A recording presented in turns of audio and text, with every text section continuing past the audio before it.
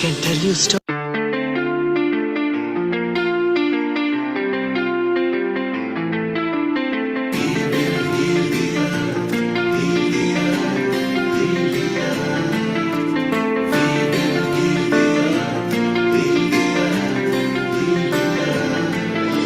Stars, they can tell you stories.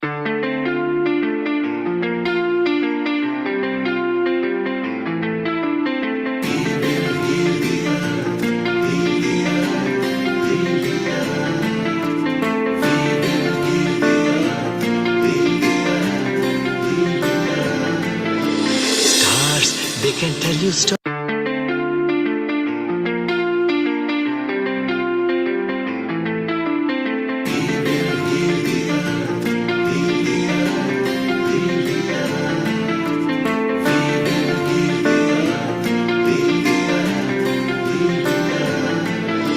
Stars, they can tell you stories.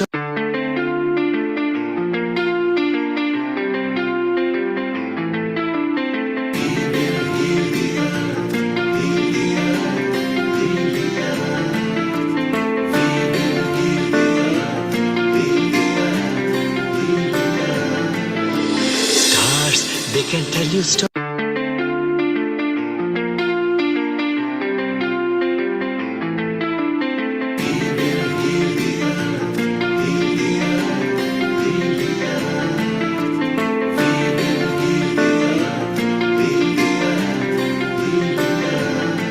Stars, they can tell you stories.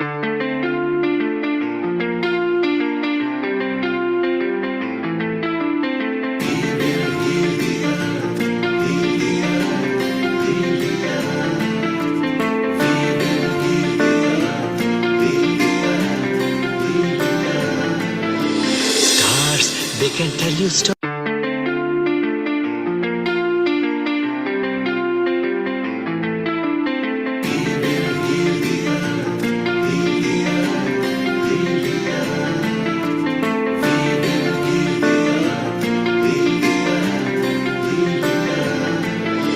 Stars, they can tell you stories.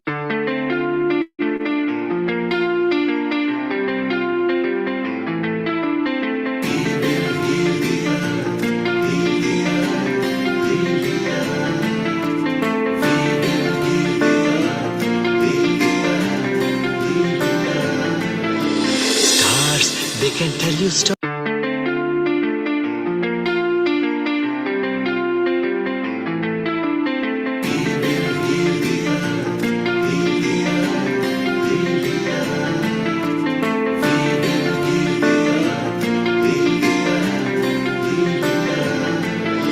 Stars, they can tell you stories. They can tell you stories.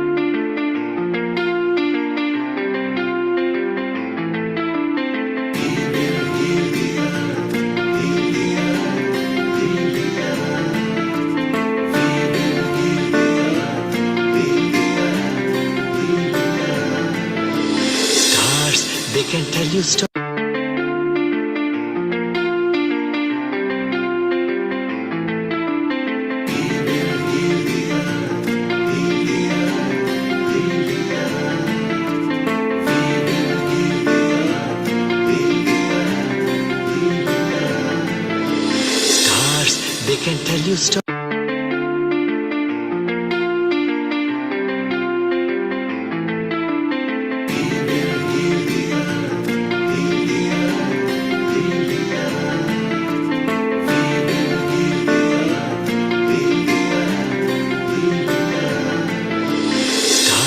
They can tell you stories.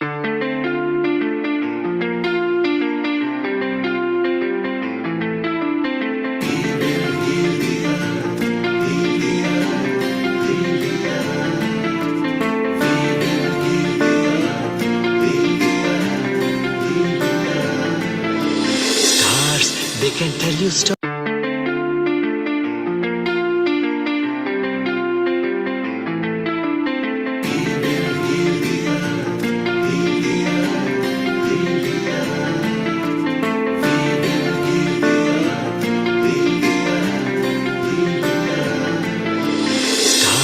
They can tell you stories.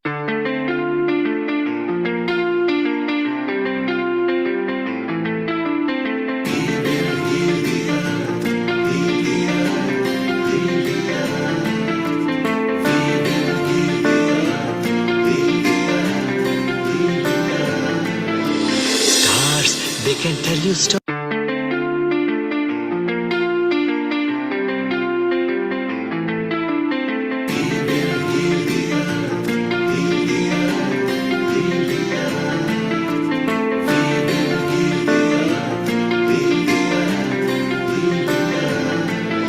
Stars, they can tell you stories.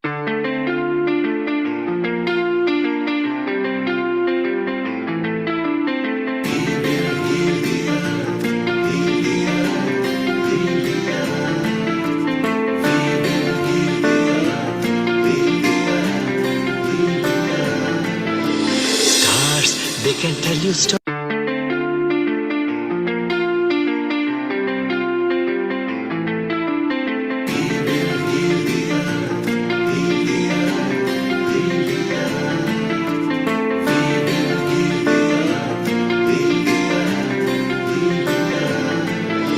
Stars, they can tell you stories.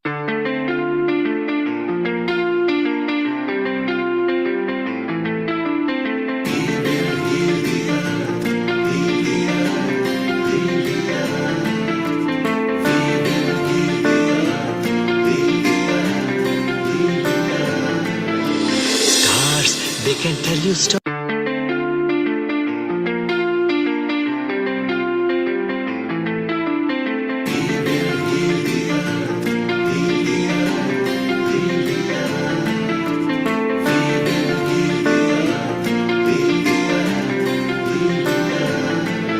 Stars, they can tell you stories.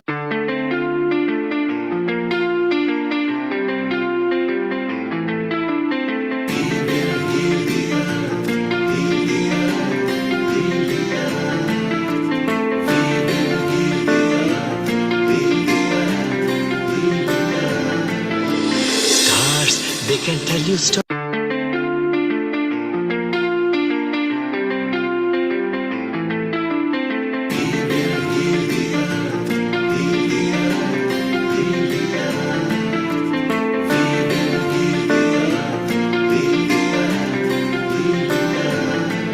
Stars, they can tell you stories.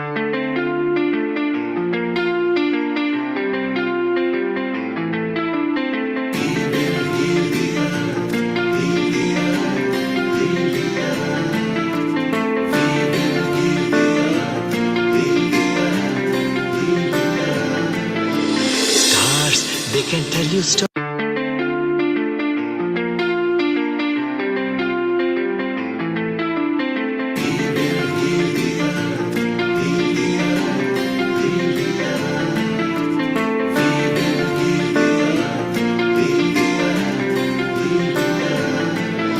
Stars, they can tell you stories. They can tell you stories.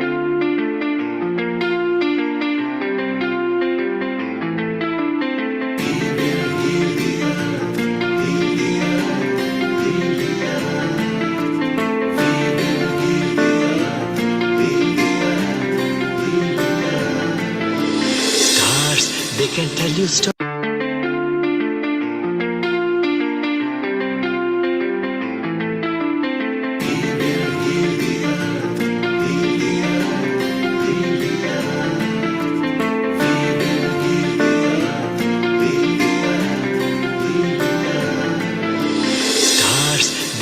you stories.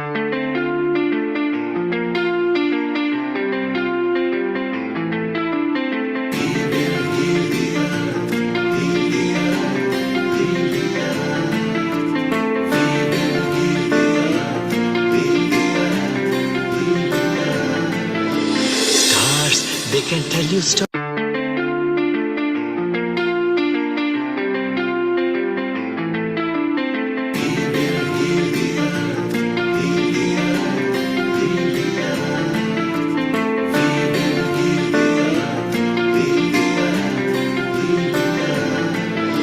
Stars, they can tell you stories.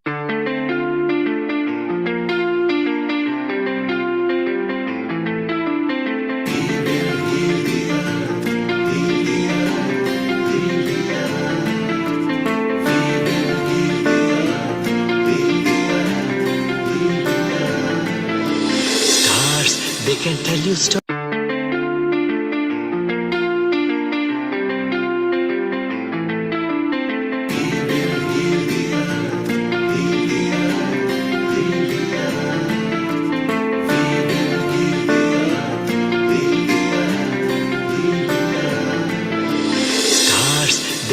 you stories.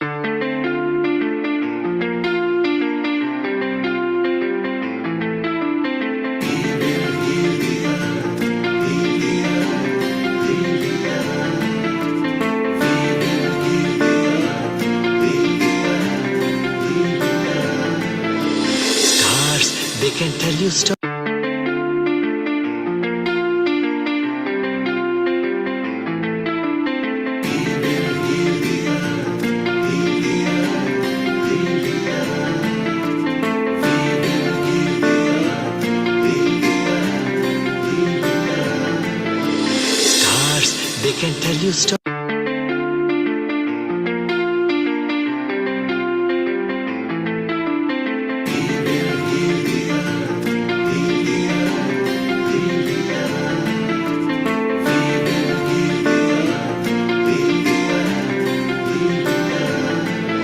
Stars, they can tell you stories.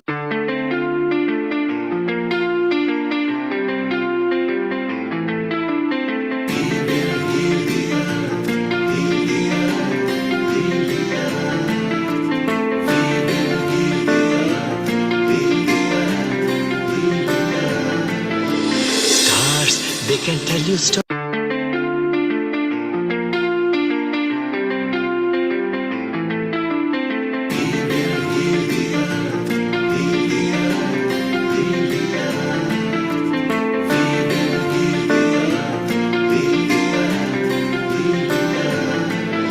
Stars, they can tell you stories. Stars, they can tell you stories.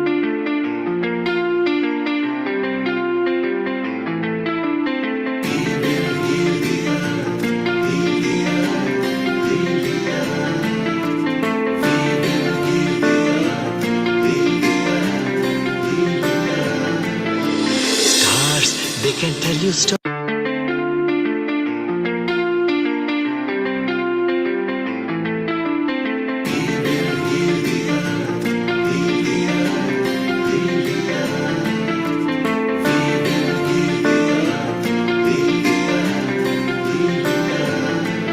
Stars, they can tell you stories.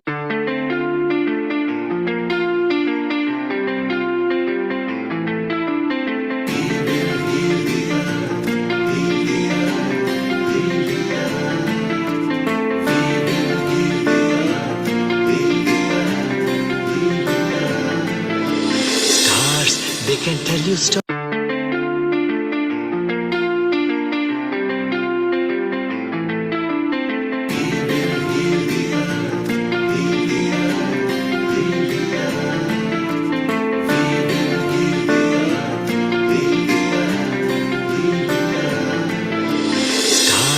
They can tell you stories. 'They can tell you stories.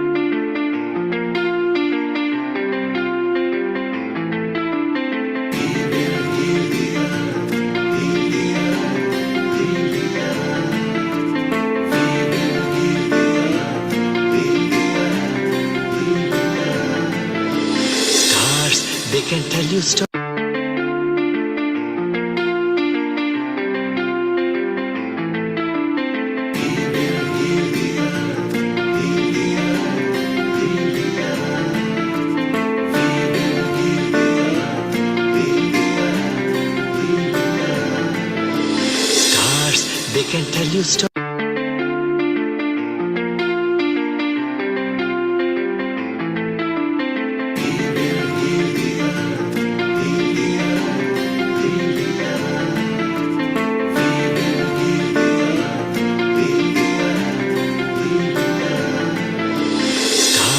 'They can tell you stories.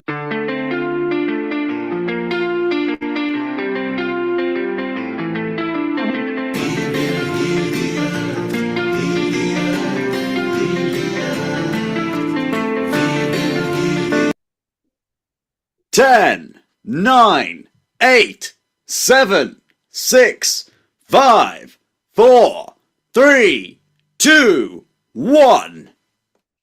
Global Namaste to all the viewers of Healing Our Earth, and a very good morning, good afternoon, and good evening to everyone around the globe. This is Amrita Sharma welcoming you to another episode of Healing Our Earth. Today's episode is a continuation of the momentum of celebration of Ayurveda Day. The Ayurveda Day that just commenced on 10th of November. We are continuing celebrating and relocating where Ayurveda is in our life. So to start with that and look forward to that, let's first join our hands together to seek the blessings of the God through Gayatri Mantra. I'll be chanting this mantra. You can hold any of the mantras of your choice. Om Om Bhurbhuva Swaha Tatsaviturvarenyam Bhargo Devasya Dhimahi Dhiyo Yuna Prachodaya Om Bhuva Swaha Tatsaviturvarenyam Bhargo Devasya Dhimahi Dhiyo Yuna Prachodaya Om Bhurbhuva Swaha Tatsaviturvarenyam Bhargo Devasya Dhimahi Dhiyo Yuna Prachodaya Dhiyo Yuna Prachodaya Om Shanti Shanti Shanti.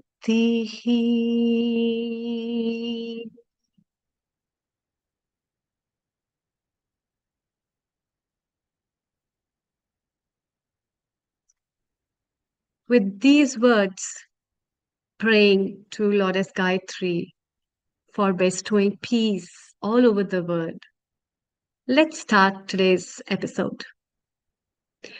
Today's episode is not about knowledge, not about papers, nor it is about presentations. It's about interaction. It is about knowing who you are in this life through Ayurveda. It's about feeling the bliss of Ayurveda. And it's about sharing how much we love and what Ayurveda has given us and our families in the times to come. So let's have certain guests. It'll be an open session, and we are live broadcasting to you through various channel partners all over. You can join in and share your views and also tell us your experiences, your knowledge, some tips if you have about Ayurveda, and also tell us the stories related to Ayurveda. So all of you are welcome to join with us to share this happiness, and also let's rejuvenate through Ayurveda. With these words, Ayurveda has been a part and parcel of my life.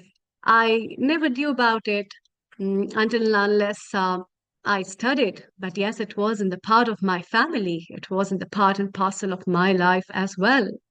And becoming aware about that, how nature has blessed us with everything which is purely about life.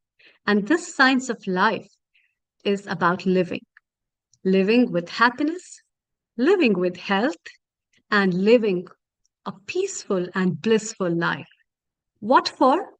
To attain salvation, to attain peace, and to move with the same momentum of those vibrating blissful energies to another world, in another life. with a beautiful journey, remembering ourselves as beautiful souls as we live our lives in this endeavor to relish the beauty of Ayurveda. Uh, to be sharing with you before I start with our guest uh, from uh, from a very special corner of the world. I'd like to share my little experiences to tell you about how, and to know from you as well about Ayurveda. So the little walks of life when you are pre-natural, when you are with nature, the kind of energy you feel, it's all about science of life. And all these things, they help you to nourish you to live better life, not only physically, but mentally, emotionally, and also spiritually. In today's time, spiritual health is one of the very important topics. And let's get back to our guests and know more about from them. And I'll keep feeding you up with all my tips and my knowledge in between. So let's welcome Ulrich Burke. A global namaste to you. Kindly unmute yourself and tell us more about yourself and your journey through Ayurveda, where you are from, and how did Ayurveda become a part of your life. Over to you. Thank you. Okay, uh, thank you. Actually, I was not prepared to say something. I just wanted to attend the session and listen to what No. others say. But okay, see, I'm not an Ayurveda expert. That is, I'm expert in a certain part of Ayurveda. Actually, I'm expert in Agnihotra Homa therapy, and that is, I was told, part of Vriksha Ayurveda, but it's a lost part of the Vedas. Um, uh, we all know that the written Vedas, it's only a part of what was originally given.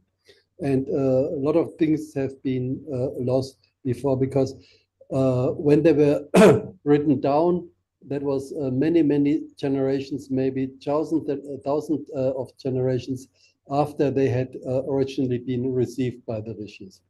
Anyway, so part of the Vedas is lost, we know that. And one such lost part of Vriksha Ayurveda, the Ayurveda of trees, is Agnihotra. Agnihotra is a method of fire you perform in a copper pyramid of fixed size and shape, exactly at the time of sunrise and sunset. So I learned about that method maybe 44 years ago in Germany. And first, I was very skeptical because, I mean, I was teaching philosophy of science at the university. And when they were talking about 5 elements and element fire, I thought that is a little bit strange because according to modern science, you know, fire is none of these elements, and we have 92 elements, natural elements. So it was a little strange. So my intellect was not much convinced, but somehow I felt something. And in the moment, I knew I will do that, although it took me still 2 weeks to convince my intellect to actually start. Then I started. So since then, I'm continuing with this practice, morning and evening Agnihotra. It means a little bit of discipline. Of course, you have to get up for sunrise, before sunrise. And at that time, we didn't have this summertime change, daylight saving time. So it was quite early. I had to get up little after 4 o'clock. And I was used to university life, and university life means before 1 or 2, you don't go to bed. 3 o'clock is possible. Going to bed at 4 o'clock would also be possible, but getting up at 4, I thought impossible. Still, I did it. Slowly, my rhythm changed. And then first, I felt the effect on myself, especially on my mind. I thought, my mind is getting clearer, and that's very important. About what is important, what is next thing to do, and so on. Especially for people who suffer from stress. Nowadays, everybody is full of stress. So people often tell me, "Oh, Agnihota, I would like to do it, but it takes 10 minutes in the morning, 10 minutes in the evening. I do not have the time. I do not have time to breathe even." And then I tell them, "Okay, start Agnihota, try for 2 weeks, and then you will see." And actually, Agnihota saves your time. It's a good investment. You invest 10 minutes in the morning, 10 minutes in the evening, but you get much more time out from this practice. So then I was also talking to scientists, traveling around, and getting some research started.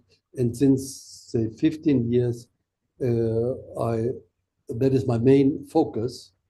And now I'm right now I'm in India, because in India there are now many scientists who are willing to do some research. But it was not easy at the beginning at all. Yeah, people think, oh, in India, yeah, they know, everybody knows about Ayurveda and the Vedas. But in India, most people think, oh, okay, that's part of our religion, part of our culture. Yes, my grandmother used to do these things, but now I'm scientist, and no, that's just nothing scientific. So it was quite hard at the beginning to get some people do some experiments, and then okay, they saw, oh, they were surprised themselves. It is really working, yeah. So this is what I'm doing now, and now I go a lot to conferences and to research institutes for more research. We do it in the field of environment, effects on air. Like now in Delhi, I was in Delhi 1 week ago. It's terrible there. So much smoke. Every winter again. It's the most polluted city of the world in winter. And with Agnihotra, you can bring this particulate matter down with Agnihotra. That is quite astonishing because you produce, you have a fire, produce some smoke. Still, in the end, particulate matter goes down. By the way, also, all microbes go down, which was important in the time of Corona. Yeah, and purification of air, purification of water. And now it's difficult in many places of the world to get good quality drinking water. Now here in India, mostly it is RO water. They don't have so many natural wells or springs. So it is RO water, which is in a way pure, but I feel there's no more energy in it, no more life energy. So we add this Agnihotra ash, and then the energy comes back. And there was also some research, good results, and the soil, very important. Also, only in the last 10 years, scientists pay more attention to the soil. Before, soil was just a matter which holds the plants, and they add whatever the plants need, they add it as fertilizers.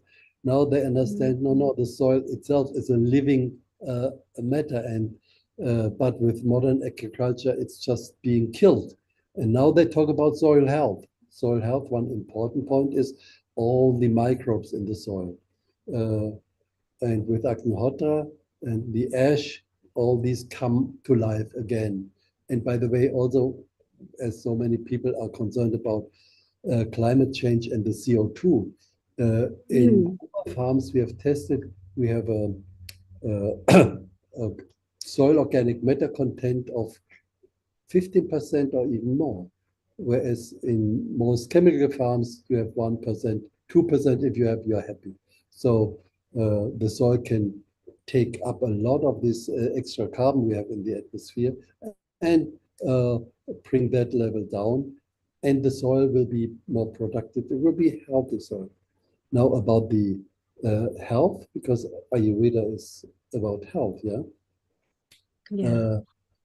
So what we have heard is that prana, life energy, and the mind are like two sides of the same coin. Mm. Immediately, whatever affects the mind has an effect on prana and vice versa. So with Agnihotra, what we do is we purify the atmosphere, and therefore prana energy can flow harmoniously, which was blocked Mm. because of all the pollution in the atmosphere.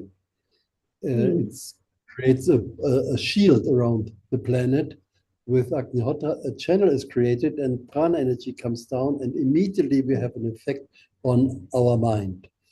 This is immediately we feel more relaxed, we feel happier, and it has a big impact. And then, of course, that is a big impact also on the immune system. So that is Mm. really very good. Therefore, we have seen many healings of all different kinds. We have recently we had a project in South India in Mysore area where uh, some HIV positive children were taught Agnihotra. So each of the children performed their own Agnihotra. And within 1 year, the viral load came down and the general health of these children improved a lot. Wow. So that was really a very good Great. result. Mm. Mm. And so we have seen it in many ways. So this is one part. And one last comment. Um, for Ayurveda, most medicine is made from herbs. Now, Yeah. plants suffer from the pollution as we humans do.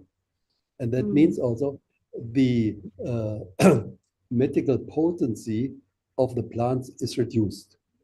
Now, when Mm. we perform Agnihotra, it comes up again.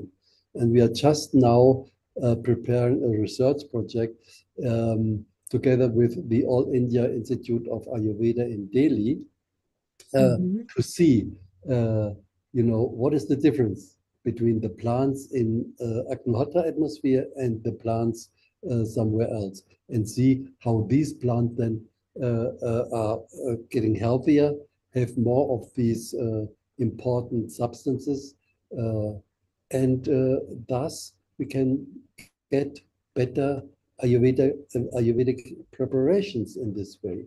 So this is what is going on right now. Yeah, that's very beautiful, in fact, and it's so creditable. So I wanted to ask you, I was a little curious to know how did this journey of Ayurveda started in your life? So as a child, were you knowing about what is Ayurveda or something? And which country do you belong to? Where did your parents knew something as a word of therapy like that or not? Over to you. No, Thank you. no. No. I mean, I was grown up in Germany, and I was Hmm. 30 approximately when I learned about that. Only then, and Only then. yeah, and then I became interested in it, of course. And then also I visited India a couple of times, and so. But before that, I didn't know much about it. I've heard the word, yes, but I didn't know much about it. So it only Hmm. started when I was 30. Okay. And by the time, what was your perception? What was Ayurveda before you came to really know about Ayurveda? What did you think it was? Oh, I just thought it is one of the alternative therapies. I mean, I was interested Mm, in a little bit I knew about like homeopathic medicine and stuff like that. I was more interested, although, in psychological therapies like Gestalt and all these things. I was more mm, interested in these, but yeah, I just thought it's one of these alternative therapies. mm. And what fascinated you most about Ayurveda that brought you that it will be a mainstream thing for your life? You never knew about it. So what fascinated the most? See, it is very simple and very effective. It is powerful, yeah, and it's very Mm, simple. This is why I continue with it. mm. And what are in your personal life? apart from Agnihotra, any other thing that that you have taken from Ayurveda to have a healthy life that you would like to share with our viewers? I mean, of course, I'm a little bit interested in food. I don't know much Mm. about it. You can't learn everything. And of course, I know that meditation is very important. So that is one of my practices also. Okay, which meditation do you practice?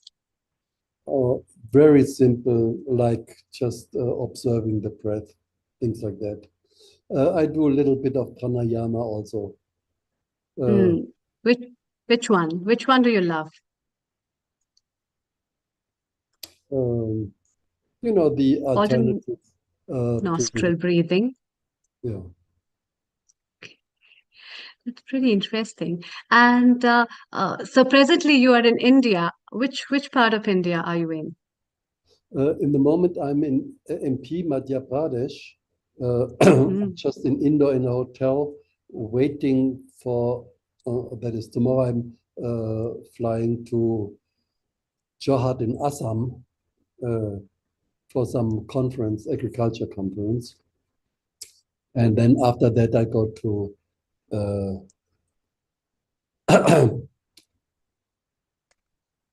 to Another place, any another state in yeah, India. yeah, yeah, yeah. First, I go to Bundelkhand, Jhansi, for another conference, Ah, microbiology conference. okay. So environment and environment related things. Agnihotra is doing a lot of job in that. It's a very good therapy. In fact, we have Neil Kumar as well. Neil Kumar, your comments before I talk to him is further. Over to you. Thank you. Ulrich, welcome to Healing Our Earth. Wonderful to hear your story.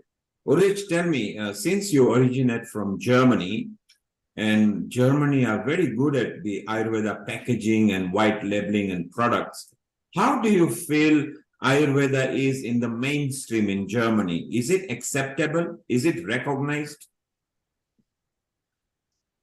There has been a big change in the last 10, 20 years. There are some Ayurvedic clinics which are recognized because they are run by normal doctors of medicine. And it even has become a little bit of a fashion, but that's more for beauty and for well-being. It is not so much for treating severe cases, for example. That is there, but that is not so widespread yet. So do you feel, because a lot of manufacturers actually import products from India, and do you think in future it will be part of a mainstream medication or mainstream education? Do you think education will be following some of the Ayurveda courses? In the long run, definitely yes, because in the long run, this present system of medicine, I think that is at its peak and will go down because basically they treat diseases, but not like Ayurveda. Ayurveda supports the health of people. That is not the main interest, especially of the pharmaceutical companies. For them, the best patient is one who lives long and is sick all the time. So he needs some medication for one disease. Then, these pills have side effects. For example, they affect the liver or some other organs. So he needs another medicine and so on. And this for the rest of their lives. These are good patients, these are good customers because they always need something. And with Ayurveda, it's different because the Ayurveda, the approach is to improve the health and to improve the immune system and all these things, then you can't make this much money. So it will not be a fast transition, but in the end, I think there will be no way. We have to go to a more natural way of healing. And definitely, Ayurveda is one big factor for that. And so, Ulrich, the exciting bit is that you vociferously believe that Ayurveda is good because you are already in India. You want to know more about it. You've also tried to get more involved in it. Do you feel that the younger German, the younger generations of the German have started taking interest? Do the younger ones ask you questions and everything about Ayurveda? Definitely. When I was talking about these things 40 years ago, it was very difficult, and always people thought somehow he's a little bit crazy, yeah, or they were laughing at certain things. For example, when I mentioned cow dung, yeah. But the funny thing is, they were laughing, but then also always one or two persons in the audience told me, "Oh yeah." But I remember my grandmother told me a story, and they told stories about the medical use of cow dung, yeah. Like, for example, that in Scandinavia, when people were intoxicated with alcohol, what they did is they packed the person up to the neck in fresh cow dung, and the cow dung took all the poisons out of the body, and next morning he was okay again. So that showed that this has a great power, this cow dung. Another story was quite interesting. In Ukraine, people told me that in the old times, before the weekend, the girls wanted to be beautiful, and if they had any pimples or impure skin, they made a mask of fresh cow dung and let it dry, and then washed it away, and then the skin was shining again. So these things were known. In Switzerland, one nurse told me she still had learned the method. They didn't practice anymore, but she had learned the method that earlier they disinfected floors of hospitals with fresh cow dung. Like what they do in India now, they spread the cow dung mixed with water on the floor, yeah. And this they did also in hospitals in Switzerland, and then they collected it again, and this disinfected the floors without all these negative side effects which we have now when we spray these disinfectants. So these things are known, and young people are now more and more open, and we see that every year, we get more and more people starting Agnihotra and being interested in these things. So yes, people are more open in this direction, more and more. Thank you, Ulrich. This is very interesting because these are the kind of tips that we want to learn. We'll ask Nishit, our technical director. Nishit, if you could come in, and what question, as Ulrich has said, something very useful. He's in India at the moment. He believes in Ayurveda. He is from a generation who can also guide the younger generation. Amrita, I love the point that the younger generation have started taking interest. And as you know, Ayurveda is on a push because of the integrated health. It seems to be one of the leaders. Nishit, what are your thoughts and comments? Over to you. Absolutely. So I didn't pay much attention to Ayurveda until we started the sessions here, and I got to know more about Ayurveda from the various practitioners and experts on our sessions. So I started then incorporating Ayurveda in my daily routine. I first try to understand what is my body type or dosha, and it is something called kapha pitta. So a mixture of kapha pitta. And based on that, I started doing some activities which I just incorporated into my daily life. So I started waking up a little bit earlier, around 6 o'clock, to counteract the sluggishness of kapha. And then I started using tongue scraping as well to remove toxins and to stimulate digestion. I started doing simple things like warm water with the fresh lemon juice and some Himalayan salt to sort of kickstart digestion. And then not very often, I must say, I would try and do sun salutation, not so easy as it seems to be. It's a very tough one. I think you need a lot of practice to do it properly. But they say doing the sun salutation helps awaken every part of the body. But yeah, it's not the easiest to do, I have to say. And at other times, I might do some mindful meditation, sort of to ground the vata and center the mind is what I was told. It will help you to do. So I tried, and then we come to breakfast. So I used to skip breakfast because I was doing intermittent fasting, but now I do have a light, maybe warm breakfast, and I try to have it with some spices like cinnamon maybe, or a little bit of ginger or something like that.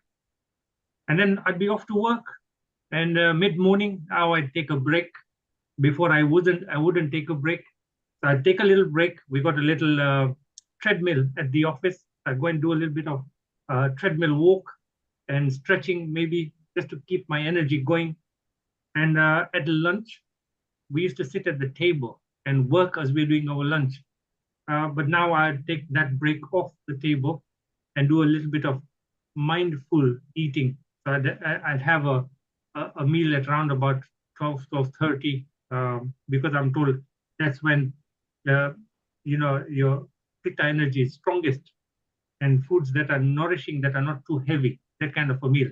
Otherwise, then my afternoon I'd be sleepy. Again, in the afternoon, I take a short break sometime. I make sure I have some herbal tea. So you can have various kinds of teas, but I have oolong tea, which comes from India as well. It's just loose leaf, and I have that so that I don't have any burnout of working too hard at my desk. And one other thing I learned was to stay hydrated throughout the day. So I have more water throughout the day than I used to before. And then in the evenings,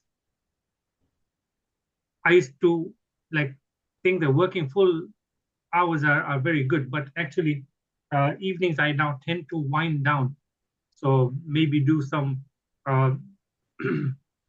meditation or some mindfulness practices. And we have a small dinner around 7 o'clock so that we don't have late dinner anymore, no large meals in the evening. And that I was told will help ensure proper digestion.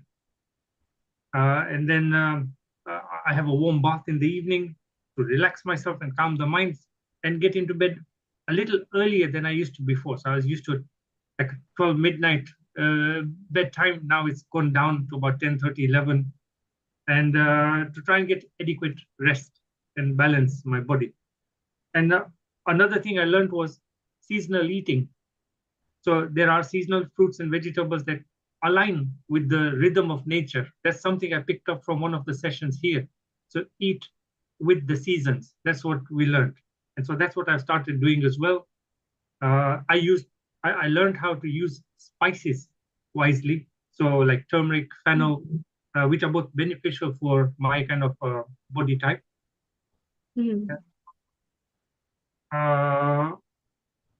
I have heard of this, but I haven't yet engaged in this. This is a regular Ayurvedic cleanse. So it's a little bit difficult because I don't know what to do, and I will speak to one of the practitioners here to guide me. But I am told that the Ayurvedic cleanse to reset the digestion and clear toxins of the body is very useful. And that's basically what I've been doing so far from the tips and tricks I've learned here, and how I incorporate Ayurveda in my daily routine. So Nishit, there are some of the tips that you picked up.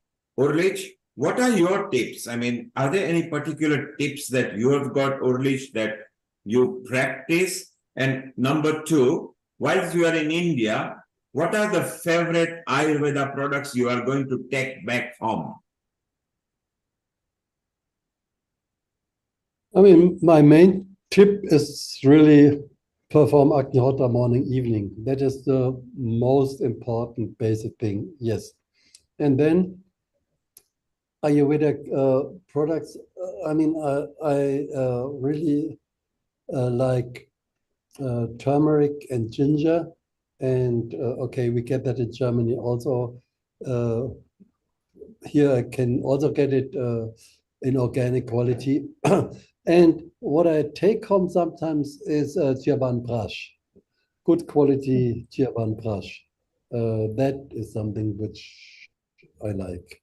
Is it something And you've then- used and is it something you've used and you've experienced health benefits from? Yes, that gives me a little bit more energy. Also, long time ago, I did short Panchakarma, and now some friends just go to a place where they have a 2 weeks treatment, Panchakarma treatment, and yeah, I'm happy for them. I would be more happy if I could do it also. But this is something which I want to do sometime also. From time to time, I think it's really good. And then otherwise, some Ayurvedic massage is also something which I like. And you can get it here. So Panchkarma you like, Chamanprash you like. Amrita, what are the benefits of Panchkarma and Chamanprash that you know? Chyawanprash is one of the most popular medicines of Ayurveda. And I would not say it's a medicine, it's like a herbal tonic. So it's made up of a lot of ingredients that are full of antioxidants and minerals and nutrients. And because it's multi-component herbal combination, and also it's a paste, people love to have it in many forms. So it's not like a medicine. You can have it with the bread, you can easily roll it on a chapati bread, or you can just take it as such. You can have it with the tea. So this kind of a paste is very rejuvenating. And in India, most of the people in winters, they take it all the seasons. And it definitely, as Ulrich mentioned, it is quite rejuvenating. In fact, I have different, being a practitioner of Ayurveda, I have 3, 4 types of Chyawanprash, which many herbal companies, which local, I would say, who have their organic herbs and organic gooseberries. This season is the season of gooseberries. So the first thing I take is a gooseberry shot with ginger in the morning. That's my Ayurveda tip, which I take because it's seasonal and it grows at my home. And therefore, Chyawanprash has been always a part and parcel of many people in Indian and other places as well. So it's a super tonic. As far as Panchakarma is concerned, as a practitioner of Ayurveda, I would recommend that it's not for everybody. It's not for every time. You must be very careful when you're doing Panchakarma. It's not for all seasons as well. So what kind of Panchakarma procedures you are going for, it's very important.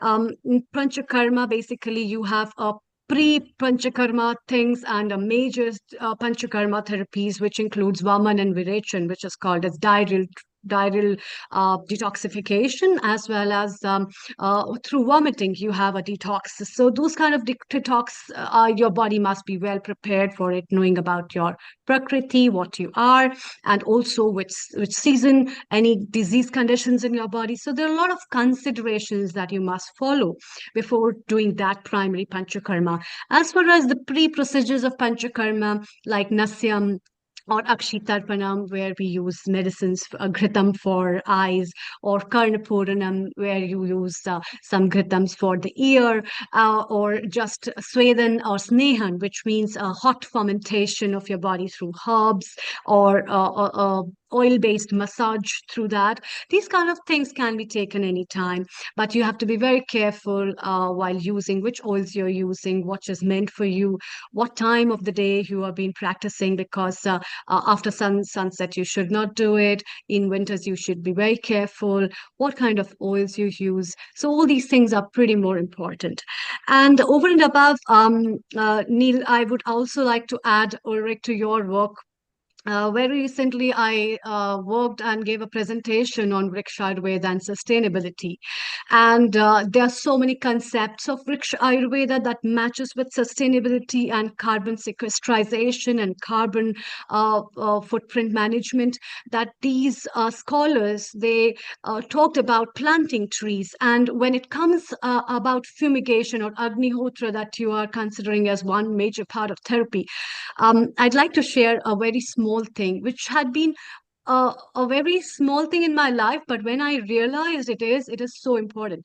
So, because I am brought up in hill stations, Ulrich, in Himalayas, actually, I am brought up there, and we have a lot of pine trees and eucalyptus trees. And in winters, what used to happen that when I used to get up, there were fumigations and very good volatile fragrances, and I always remember winter in my hill station with that fragrance.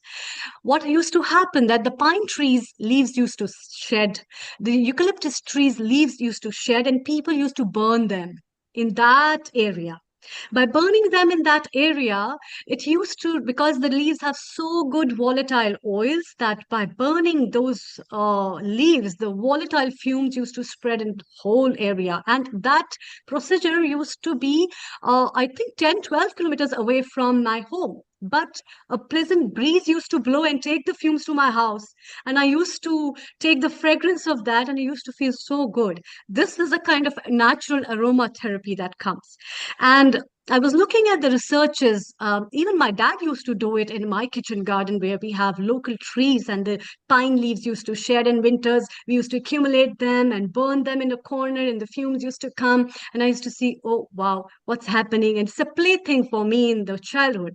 But when I researched over it, I found there are so many good bioproducts that are released when these leaves are burned. And there are certain important volatile oils, as well as when you put ghee and other animal products like that and you burn them, it releases certain compounds like catechins that have proved to be very good natural producers and growth promoter for plants. And also they prevent the destruction of so many bacteria and viruses, as well as fungi that can create damage to the trees and the environment.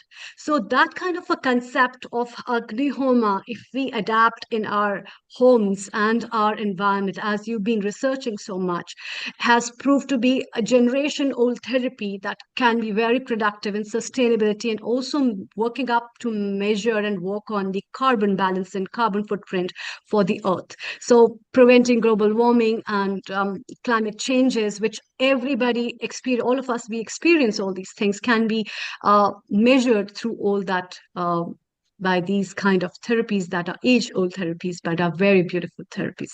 Over So, to you, Amrita, Neil if you Kumar. had a choice to recommend to Urlich, apart from ginger and turmeric, which are actually products they can buy in Germany, what 5 Ayurveda products you think he ought to be taking back that can be useful for him in a daily general way? As he's taking Chyawanprash, but yes, ashwagandha can be very good. Basil can be very good. Secondly, a fresh curcuma from India, definitely, because it is grown, it's a part of Indian stuff. And apart from that, Shilajit. Shilajit is a residue which has come, but it has got good properties. And if you take a little bit of Shilajit at this age, it helps you keep warming, especially of your age, or Rich, I'm saying, because it is also a rejuvenator. It's acting as a rasayan. It has many properties, medicinal properties, but still it is one of very good herbs.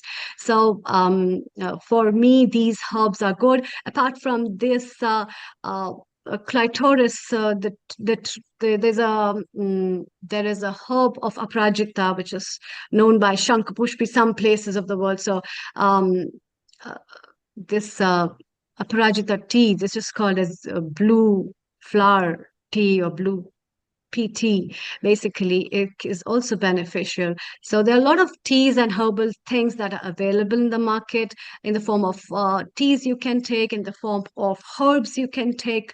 But yes, before taking herbs, you should be really very careful about what herb you're taking, and knowing the standardization procedure of purity for that. So, yeah, by the way, what herbs are you going to take, Ulrich, back home if you're going back home for your family as a Christmas gift, probably? I have not thought about that yet. Ah, Maybe a good idea, but my daughter wanted some Ayurvedic beauty product. yeah, sure. Ayurveda beauty products. I would say, rather than buying a beauty product, buy some natural powders and herbs which can be used and prepared at home would be the best beauty product. So there are a lot of applications which are available in the form of aloe vera, can be grown at everybody's home.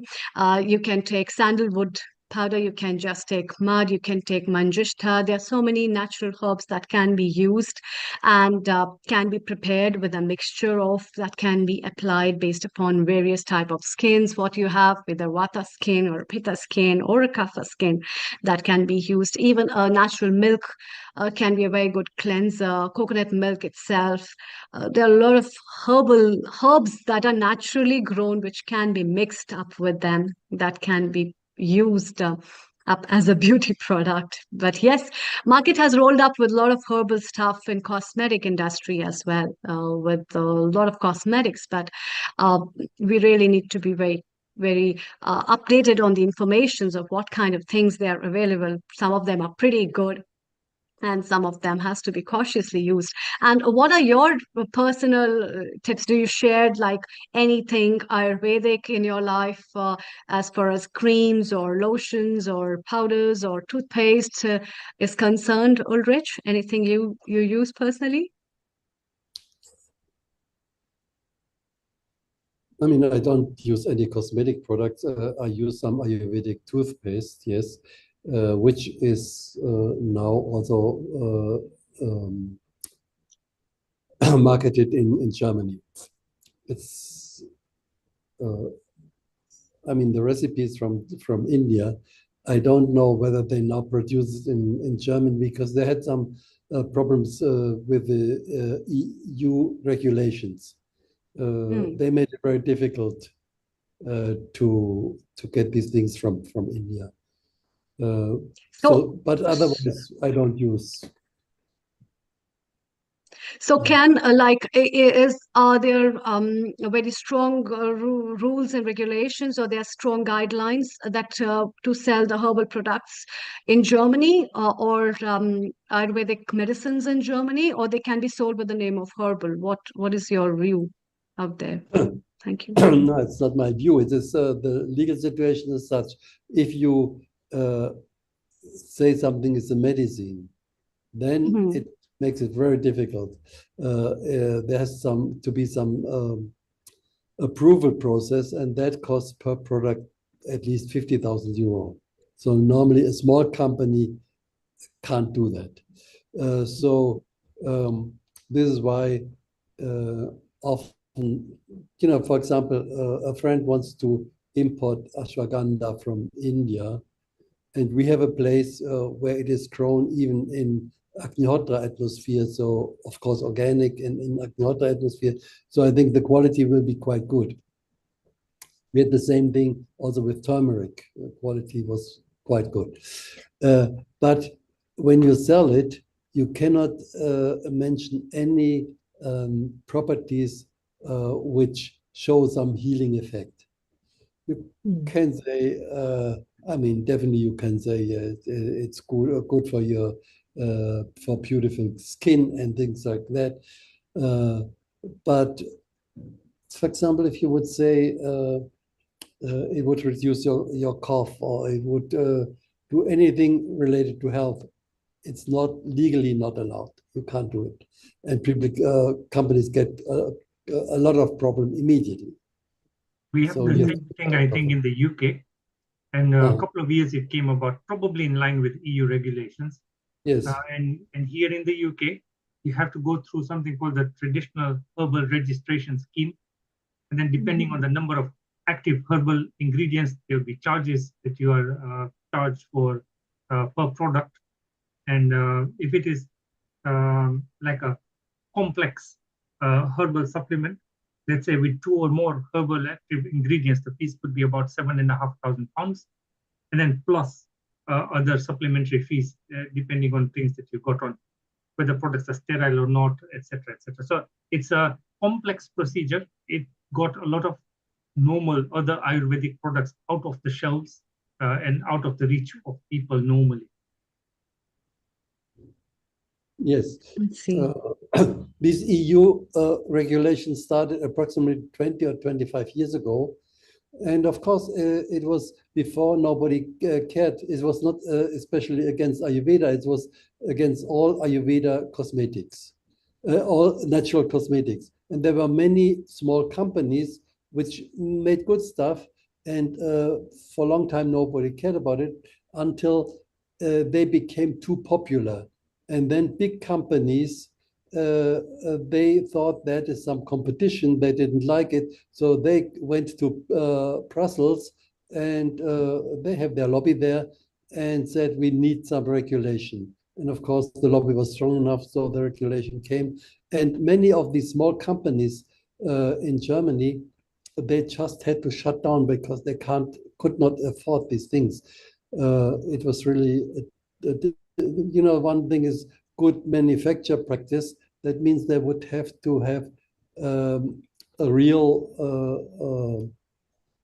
production line, everything with stainless steel and all these rules, which for a big company it's normal, but for these small companies was not possible. The same thing applies to India.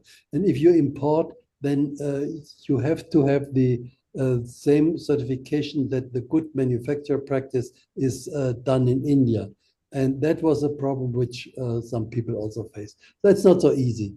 And another thing about Ayurvedic medicine that was a big issue also was about the heavy metals. Yeah. Heavy metals according to Western medicine, they are just poisonous. And like if you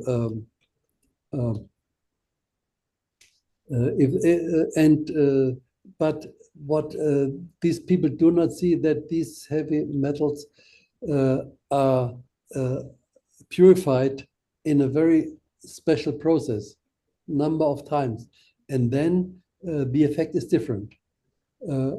Okay, the contents, if you do a chemical analysis, the contents will still be the same. These heavy metals show, but they have a different effect on the body. And this is something which in the West nobody would acknowledge. Therefore, these medicines can't be sold in Europe. It's not possible. That will still take maybe 10, 20 years till the science has developed so much that they understand it is a difference between the original of this metal and the purified form. Yeah. These kind of practices will still take time for people and the administration to understand, but then the concepts of Ayurveda or the practices of Ayurveda, that should be simplified, and especially the evidences have to be collected on unanimous basis to make up a strong memorandum to make the authorities understand what kind of practice it is and how it is being followed and been practiced traditionally. And that's why the best approach that enrich Ayurveda follows is about reverse pharmacology, which is an approach where the concepts have been practiced and been followed for such a long time, and they need to be just verified and reauthorized and authenticated on the present scenario and the present parameters that will give an authentication for the practices of Ayurveda. And So do you have Ayurveda still is an exotic thing? What I know about Ayurveda in Europe is about its exotic stuff. So there are very beautiful parlors and spas which practices Ayurveda. So is in Germany these kind of practices there? Like it's like an exotic massage therapy which people know about. Do you find these kind of places quite often in Germany? Yeah, it is more a lifestyle thing, and it was quite in fashion. I mean, even in the mainstream journals for women, mainly, you know, Ayurveda was a topic very often because it's but not so much as medicine, but mainly for beauty reasons, beauty Hmm. and well-being and relaxation for that. Yes, and it's also more for the rich people, not for the normal people. Hmm. Yeah, the Uh, exotic Ayurveda or the yeah, richness of Ayurveda has been, yeah, as you said, it's a fashion and trend. So Ayurveda has become a trend as well as a fashion statement for people who are taking the procedures of Ayurveda. That's what you've been trying to say. Okay, and and so basically, how much does an Ayurveda massage cost in Germany in general? I don't know. I don't know. Don't See, know. I live when I'm in Germany. I live in a place far away, and not Hmm. in a village. It's just on a farm. So and the closest town is maybe 30 kilometers away, and I never go there. And I doubt that they have an that Ayurvedic massage would be available. It's in big towns. I never go to big towns. I don't like big towns. I mean, when I travel, sometimes I have to, but normally I avoid that. So I just don't know. Hmm. But that means you prefer to live in nature with nature in calm and serene environment. That means you love that. Yeah, as much as possible, yes. But for the work, sometimes I have to travel. So tomorrow I will be in Delhi, okay, only at the airport. And I had been in Delhi last week for a couple of days, which I did not enjoy, but okay, it was necessary. Um, yeah, so if possible, I avoid that. So this is why Hmm. I can't say in Germany. Sure, there are places in bigger cities like Stuttgart or Frankfurt, definitely Berlin, where you can get Ayurvedic massage and whatever. Yeah, you have all the possible, but I don't know what it costs. Yeah. That's nice. You have your own serene environment and you practice your own stuff. And Agnihotra, I think you practice there in that environment, which must be giving up a good aroma and good energy to all the environment. And I think nearby places as well, which is Yeah. pretty good. Yeah. And when Nishit, I would say your way of living and your practices that you have adopted from Ayurveda is also remarkable because knowing about yourself, I and to be a kapha pitta person is, yes, I can make out you can be a kapha pitta person because for me in my analysis, kapha pitta people are very balanced because in them the water and the fire element they balance each other, and pitta is also a form of sattva.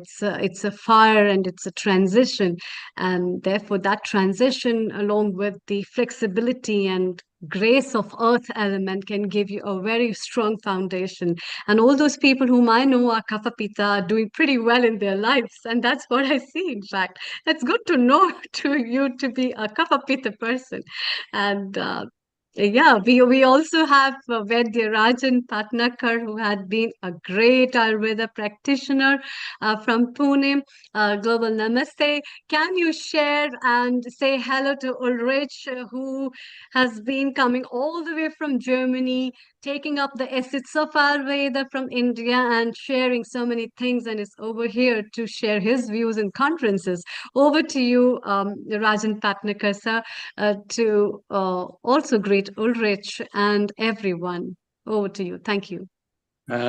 Sorry to say, I'm from Mumbai, not from Pune. But Okay, no, okay. it's okay. I'm listening for last 15, 20 minutes because it was a very hard day for me. Meeting was there, conducted by Dudh Papeshwar and Mumbai Vaidya Sabha. I was Yes, we saw. there part of that. So yes, definitely, Ayurveda should be presented and must be presented in the authentic way. Then and then only it will give us a boost all over the world. Because in my opinion, the authentication and documentation is now need of the hour. In my opinion, when WHO has opened their allied center in Jaipur, in my opinion, there was a concept of a integrative medicine. But in my opinion, integration should be like that because nowadays there are so many examinations or so many, I think I would say, investigations and examinations which can be taken from the good things which are should be taken from allopathy or from the World Health Organization, and to practice proper Ayurveda or to present proper Ayurveda, it should be as per our Prakruti Parikshan. Then our four types of investigating methods, that is Trivida Pariksha, Chaturvida Pariksha, Shadvida and Dashavida. And then only the integration will be proper and we can easily, properly or authentically diagnose the patient and to present these things. I think so. Yes, herbs, minerals are definitely helpful, but as per the rules and regulations of each country, they are different. So that's why it is more difficult. Because today I just discussed with Ranjit Puranik ji, who is the now director of Dudh Papeshwar. He was there in America, in Houston, for that seminar, and he has got so many difficulties and so many regulations and rules about introducing the multi herbal products in America. Single herb products, they are available, because when I went to my son's place in San Diego, I seen their products of Himalaya, then Sandus, but only single herbs. They are available there in so many supermarkets or Indian markets also. But to put our Ayurveda in front of all over the world, I think so, not their language should be taken, but Vata should be called as only Vata, not Vata, or Pitta should be called only Pitta, not Pitta or Kapha. So these things should be taken care of by us. That means we the Ayurvedic practitioners. Because by saying our words, that is also most important, and it will definitely help to guide, means as we say, the body constitution or the prakruti of the patient. If we explain him through Ayurveda and through proper Ayurveda, it is more beneficial, in my opinion. Means when we call it as a earth, so earth is equal to Prithvi, Jal is equal to water. We should explain these things also. So that will get more authentication, and definitely Ayurveda will be flourished in coming years. So thank you. Sir, Hmm. one quick question, Rajan sir. Is it not Yes. is it not the case that if you're making some Ayurvedic remedy, it is usually made from food, and it is usually the problem would be standardization, because you're making it from raw products which are sometimes seasonal. There is no standardization of what goes into it. Is that not what the normal other countries are looking for, a standardized dose of it? Yes, definitely. Standardization, because the dosage are there for the kids or for the adult people or for the old people. They are there. But I should say, yes, you are 100% not 1000% right. The herb products and their purification is most important, because as we take a simple medicine that is, we called it as a Lagu Suchekar, that is for Pitta. There are only 3 ingredients. But if one of them, that is Sunta, that is a dry ginger, if it's not pure, that will definitely increase your Pitta. It won't subside your Pitta. So that's why, yes, standardization is definitely need of the hour. And because in our granthas, when we take a or prepare a multi-herbal product, and the series given by our grantha means, if you take a first tulsi, then shunti, it should be in this, I should say, mark. If we take, mix it and make it, there are so many contraindications definitely seen in these products, because the index which they are given should be mixed in that way only. And then we call it as a bhavana, means trituration in the juices of different herbs. That also should be taken care of, and the index which was given. Because when we take any medicine, the dilution of that medicine, as it gets accumulated with our pachak pitta or our digestive fire, that is taken care of by those granthas or those people. Means the diffusion of that medicine is also done very simplified in those days. Yeah. So we were talking with Ulrich just a little bit before about how the EU here in our area had put some rules and regulations for Ayurvedic products, which knocked out most of them because of this issue of standardization, and then also not clear maybe contraindications, or maybe because it is such a personalized treatment per person that you can't have one size fits all kind of a thing. And so those were some of the common issues of access to people in the general market. Yes, correct. And in my opinion, Ayurveda is such a vast thing, which I also, after practicing for 36 years, I'm still learning about that. Because a single medicine, if it given empty stomach, it has got different results. If it is given before lunch or before dinner, there are different actions. And because one medicine we can use in 11 type of different times, and that will give different effects on our body. That is also I'm learning still. This is amazing, because once we understand this, we understand that commercially accessible Ayurveda is not an easy task because of this, and I do not see an easy way forward. Do you have any thoughts and ideas on how it can be made more standardized or more accessible, or maybe within certain narrow lanes of this is available for these purposes under these conditions? In our Ayush department, they are preparing herbs which they are giving to all the Vidyas or all the big companies also, and they are standardized. And the standardized markers, they also provide with that. And if you got any query, you can go to your lab or standardize it. Because in Bombay, at one of the science college, the principal of that college used to try these herbs for this kind of standardization, and he has done a lot of work on that. Because about simple basil, then guduchi, gudvel, and then so many things. Because he has standardized ashwagandha, shatavari. Yes, definitely should be standardized. Super. And the standardization mark should be there with a proper index in that, how it has given standardized.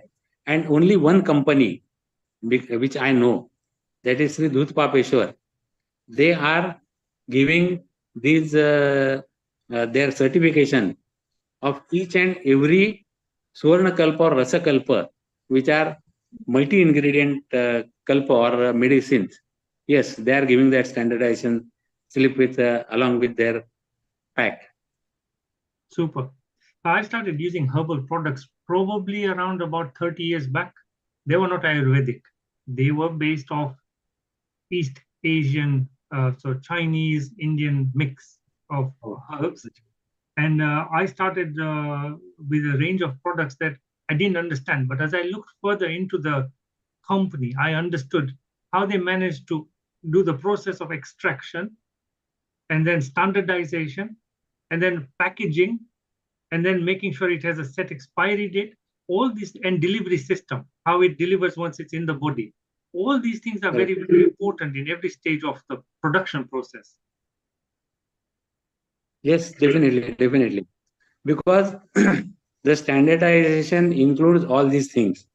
Because not only standardization of the herb, but the authentication of that product also should be legalized.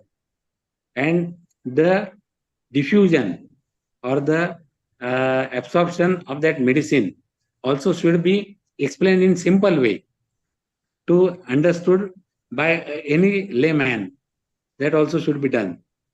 I think And as a nowadays, minimum, although herbal products don't qualify as pharmaceutical products, but they should meet what we call good manufacturing process anyway as a minimum, just to showcase and demonstrate. Correct. Because so many small companies in India, they are against this GMP because they are using, or as I said, they are not using proper herbs or the index which was given by our granthas. They are not following it. So there are so many cases of I should say allergic reactions or reactions of those medicines. So these companies, I won't take the name of those companies, but they are big companies and they are against this GMP. And GMP was, I think so, on the process of implementation, I think so 5 to 6 years ago, but they are against it and still it is in the process. So while using myself, I use only 3 to 4 companies which I had seen myself and their manufacturing process and their standardization. So I don't go to any other or big companies because so many representatives came to us and they tell us these are ingredients and all are mixed ingredients and which are beneficial in this and that. So I don't go behind those things. Well, we have Nil Kumar on the screen as well. Nil Kumar, over to you. Thank you, Nishit. I just want to update the viewers because a lot of people are following the cricket. Unfortunately, India is not doing too well. Australia seems to be over 190 for 3, so they are coasting to a win. But no problem because India has been doing sterlingly well. They are the only team that won all the games. It's just a potluck that in the finals, that's what's happening. So that's just a bit of cricket update. Rajanji, I want to ask you one thing in a simplest form. Which are your top 5 favorite Ayurveda products that are also readily available in a kitchen at home in almost any country? Okay. That is jeera, that is then coriander, then another thing is turmeric, then dry ginger and wet ginger. These are my favorite products. And then jeera means cumin, is that right? Cumin seeds? Cumin seeds. So that our international audience. Now let's see Ulrich is here. Let's see if that is available in his kitchen. Ulrich, these 5 products, cumin seeds, ginger, turmeric, which were the 2 other? Dry ginger. Coriander. And coriander. Ulrich, is this readily available in Germany? Yes. Yes, it is.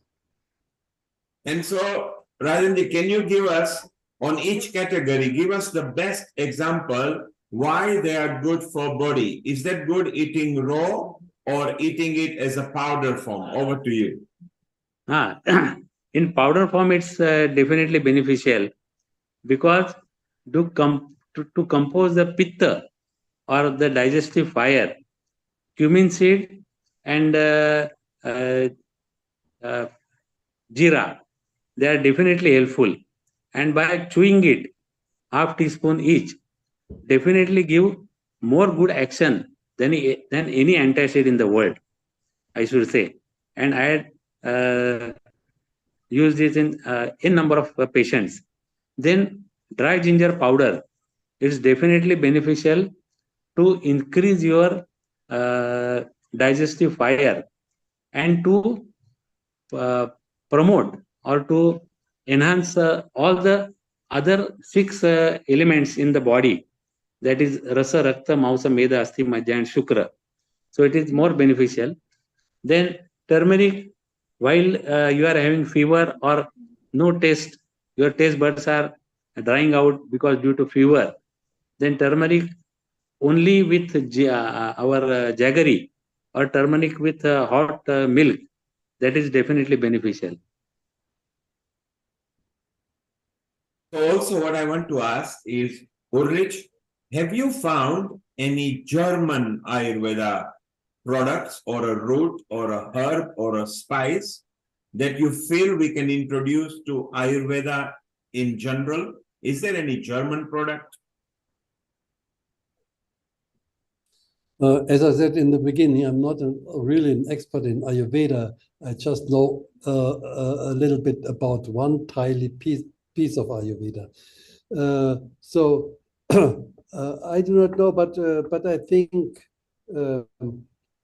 we have medicinal herbs in Germany also, and if an expert in Ayurveda would look into these, he would probably find some which would really be useful. Also, earlier somebody said we should concentrate on seasonal food, and also we should concentrate on plants which grow nearby. Of course, now it is very usual. In winter we get in Germany we get mangoes from somewhere. They don't grow in Germany, and definitely they would not grow in German winter. So it would be good to also find some corresponding medicinal herbs in these countries. But one thing is, in India, you have nearly all the climate zones. So, and we have, like if you go to Himachal, we have a very difficult, similar climate to our place in Germany. Like, for example, there they grow apples, yeah? Very similar to, we have snow in Himachal, there's snow in winter, we have snow in Germany. So plants and herbs from there could be corresponding to German climate very well. Yes. So that would definitely help. By the way, as was mentioned, milk, turmeric, jaggery, this is what one Ayurvedic doctor once told me, and for a long time that was my last thing I took in the evening, and I really enjoyed. When traveling, it is difficult. Now in the hotel, I don't get it. And even if they prepare, I don't know the milk, whether it is really cow's milk. And the turmeric, very bad quality, and so on. So I even was traveling with my own turmeric and jaggery for some time so that I could prepare myself. But that's a good thing, yeah. So all this powder form, whether it's ginger, turmeric, should it be consumed with lukewarm water or normal water, or should it be eaten dry or before food or after food? Rajanji? Yes. If the turmeric powder should not be taken only as it is, with either lukewarm milk or lukewarm water or with jaggery. But as per the conditions or as per the body constitution, this will definitely differ. If a person having a kapha prakriti, that is earth element, is more in the body, then it should be taken before food, because the digestion of the medicine should and must start before our digestion of the food. So that is most important. In a Pitta Prakriti, it should be taken after food, any kind of medicine. Or in Vata Prakriti, as we say in Ayurveda, muhur muhur, or with our food, that is more beneficial. Okay, over to you, Amrita. Your questions to both of them. Thank you. It's very interesting, Ulrich, that you have your Ayurveda bag with you when you travel, and it's one of the reasons your skin also glistens and it glows at this time. So now we come to know how you have enriched your life with Ayurveda, and this is, I just want to tell all the viewers, this is a very small component of 0.1% of the aspect that we are showing to you and bringing to you, a simple aspect of Ayurveda from different people from different parts of the world and different walks of life, how they have adapted Ayurveda and what it means to them as well. And Rajanji, I would also like to ask from you, what are your personal things of Ayurveda that you use in your day-to-day life, and what are your secrets of life as per Ayurveda? As you're an Ayurvedic practitioner, but still you follow so many principles of Ayurveda. So what are your secrets of healthy life? Thank you. Oh, there are no secrets, but to get up early and exercise. The exercise I am doing is only when we left the school. The physical training exercises are also beneficial for our body, and we have to invest only 5 to 10 minutes for that.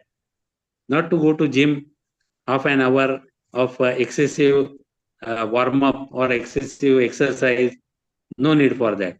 Then I used to have a proper breakfast in the morning, and it contains only and only chapati or roti with little bit of ghee on that, and that I consume before tea, and then I took tea, because as per Ayurveda, what we eat in the night is properly digested, and our Agni, that is digestive fire, has started increasing. If we take tea or water on empty stomach, it will pacify that fire. Or if a person from Prakriti of Pitta, it will come up.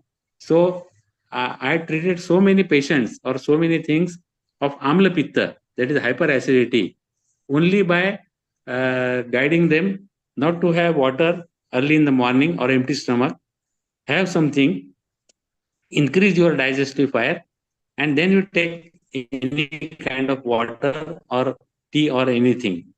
So that I'm following for last many years. Then I took my lunch when I am fully hungry, because I don't like to take lunch at lunchtime, because in so many offices or so many schools or in so many big companies, they are having proper lunch time. So that is, in my opinion, not proper. And then in the evening, I try to take my dinner as early as possible. And after that, at least 2.5 hours to 3 hours before bed. So that is my daily routine. And That's I'm having seasonal fruits or seasonal regime, as told by Ayurveda. So you are following a very disciplined life as per Dincharya and Ritucharya, and that's the reason of your health. Before we shortly move to Dr. Sharduli, we are taking up, Nilkumar, your comments and thoughts over Dr. Rajan. Over to you. Thank you. Yeah, thanks for sharing some common tips, because today is not about Ayurveda presentation. It's all to do with why Ayurveda, how we fell in love with Ayurveda, how Ayurveda will go on. And now what we do, let's involve Dr. Sharduli here as well. And then we can chit chat with Rajanji and Urlich and exchange ideas. So Amrita, let's welcome Dr. Sharduli here and see what she thinks, why she loves Ayurveda and how she came about into Ayurveda. Over to both of you. Thank you. Global Namaste. So from Mumbai and London, we are moving to Africa to Dr. Sharduli. And as far as I know, Dr. Sharduli is one of those names in Africa who has done tremendously well in the field of Ayurveda. She and her husband have been an exemplary person to promote Ayurveda and the traditional way of healing. African continent from its very natural state has been a continent of indigenous and traditional medicine, and the bioflora as well as the fauna of Africa is unique in so many ways, and people strongly believe in the traditional medicine system. And the exploration of that, living over 20 years in Africa, how well Dr. Sharduli has done. And let's come over to her and know from her the contribution towards Ayurveda, what she has done, and what has Ayurveda given her with her beautiful smile. Please welcome Dr. Sharduli. Global Namaste, and please tell our viewers about yourself and also how Ayurveda has been a part and parcel of your life. Over to you. Thank you. Yeah, global namaste to everyone. Am I audible? Yes, very well. And we can see your beautiful smile as well and the Oh. glistening bindi on your forehead. And please tell us more about yourself and let's know how Ayurveda has been propagated from Germany to India to Africa. Over to you. Yes. Thank you so much. It's so nice to speak to you personally, Amrita ji. I'm very happy to see your beautiful face. Same here. Yeah, that glow, I'm Same quite here. sure that Ayurveda contributes quite a lot in that. It must be. Sure. Journey, sharing always whenever this question is asked, actually credit goes to three people. First is my husband, because of whom I traveled a lot. I got opportunity to visit many places. I have started my practice in Bangalore. Then later we shifted to Singapore. From there, South Africa, as you have seen, my post-graduations are from Italy. So because of his job and business, I moved to these three countries. And it was wonderful experience because, we can say, from when we look at ourselves as Indian, India is a country with wonderful biodiversity and even cultural diversity. We say that within 5 kilometers, our language changes, food habits change, or you can say that the way we acclimatize to the area, the geographical region is amazing because we have this kind of diverse country. So for me, living in South Africa was a wonderful experience because I loved that country for its biodiversity and cultural diversity. And as I am a student of Ayurveda and yoga, I believed always that wherever I go, because we call Anadi and Anandi, when we explain or when we describe about Ayurveda, we say Ayurveda is a Ayusho Vedaha. It's a science of life. And wherever there is life, there is Ayurveda. Another important thing is it's Anadi and Ananta. We say that wherever there is life, since when life started, and wherever it is applicable, there is Ayurveda.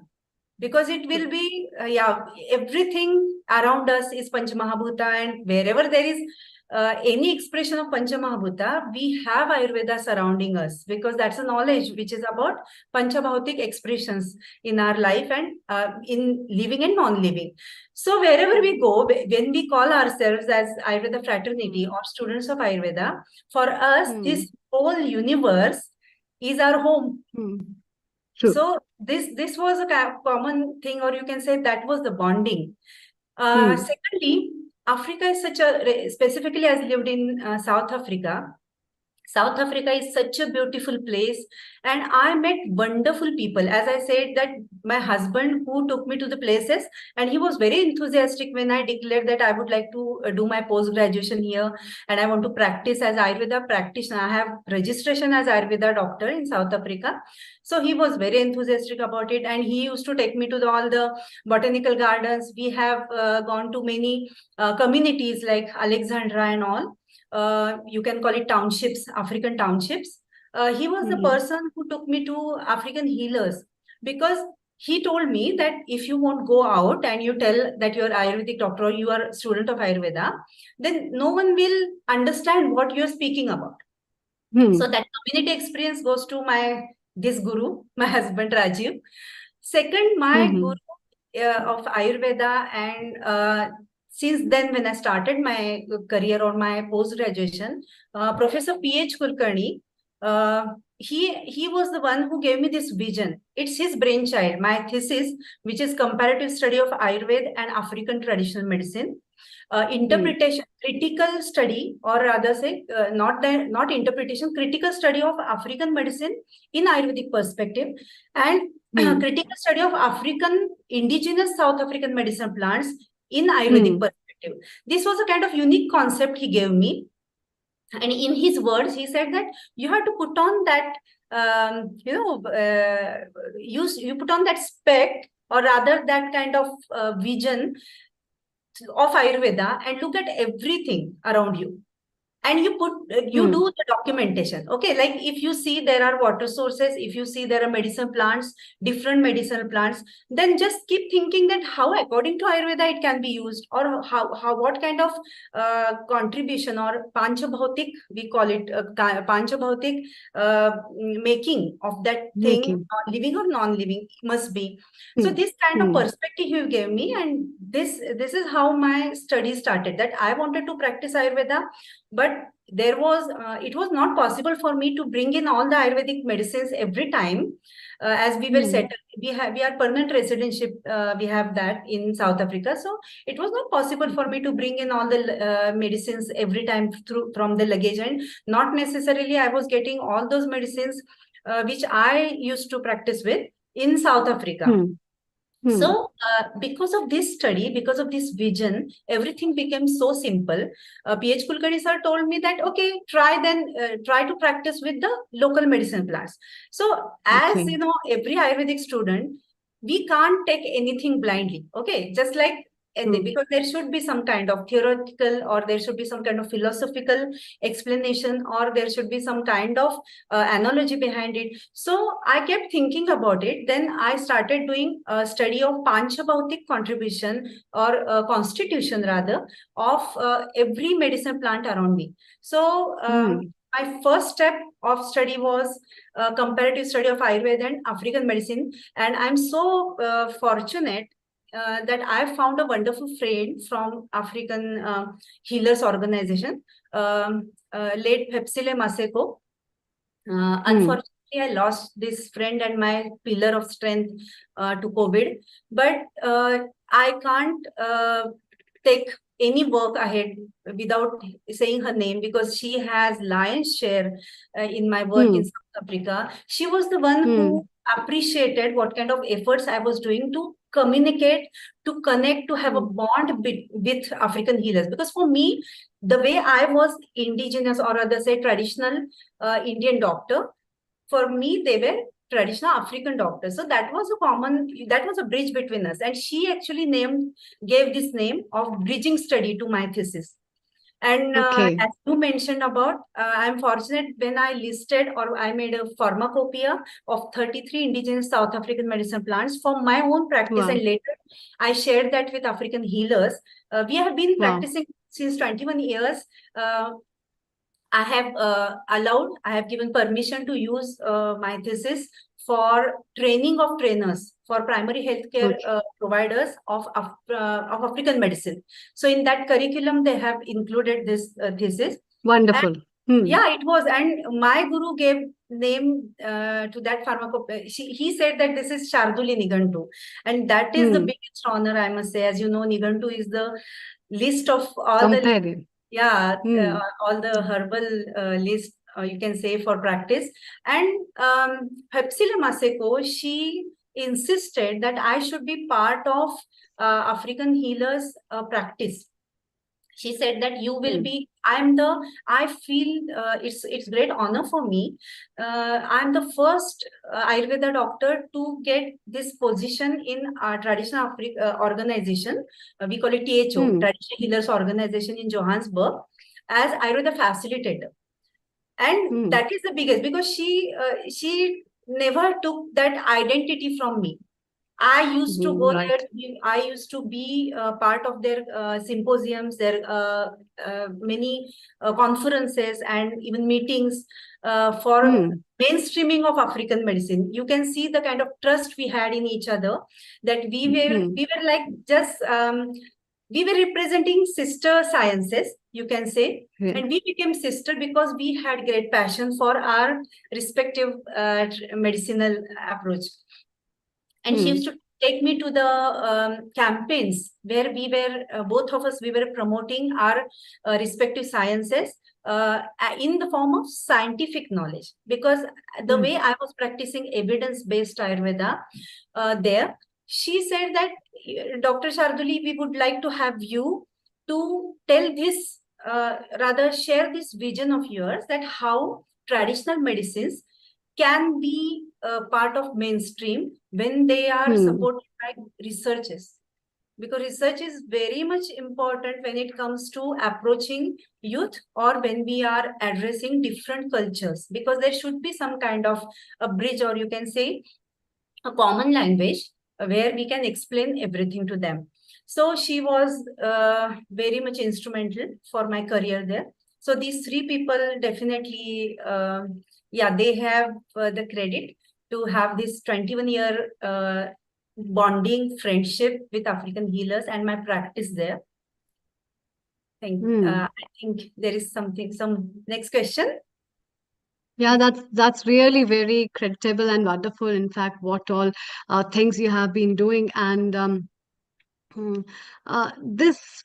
so when you moved to Africa, what kind of similarities did you find between African traditional medicine and Ayurvedic traditional medicine, like the herbs or their practices, or what did you explore about? Please tell our viewers about it. Thank you. First, thank you, Amrita ji. First striking similarity is both are holistic sciences, and both have spiritual foundation, we can say. When we think of like if some African healer is approaching a patient, then they think of not only body, they also think of mind and spirit. And that connection, that is very common thing, because we look beyond the physical things.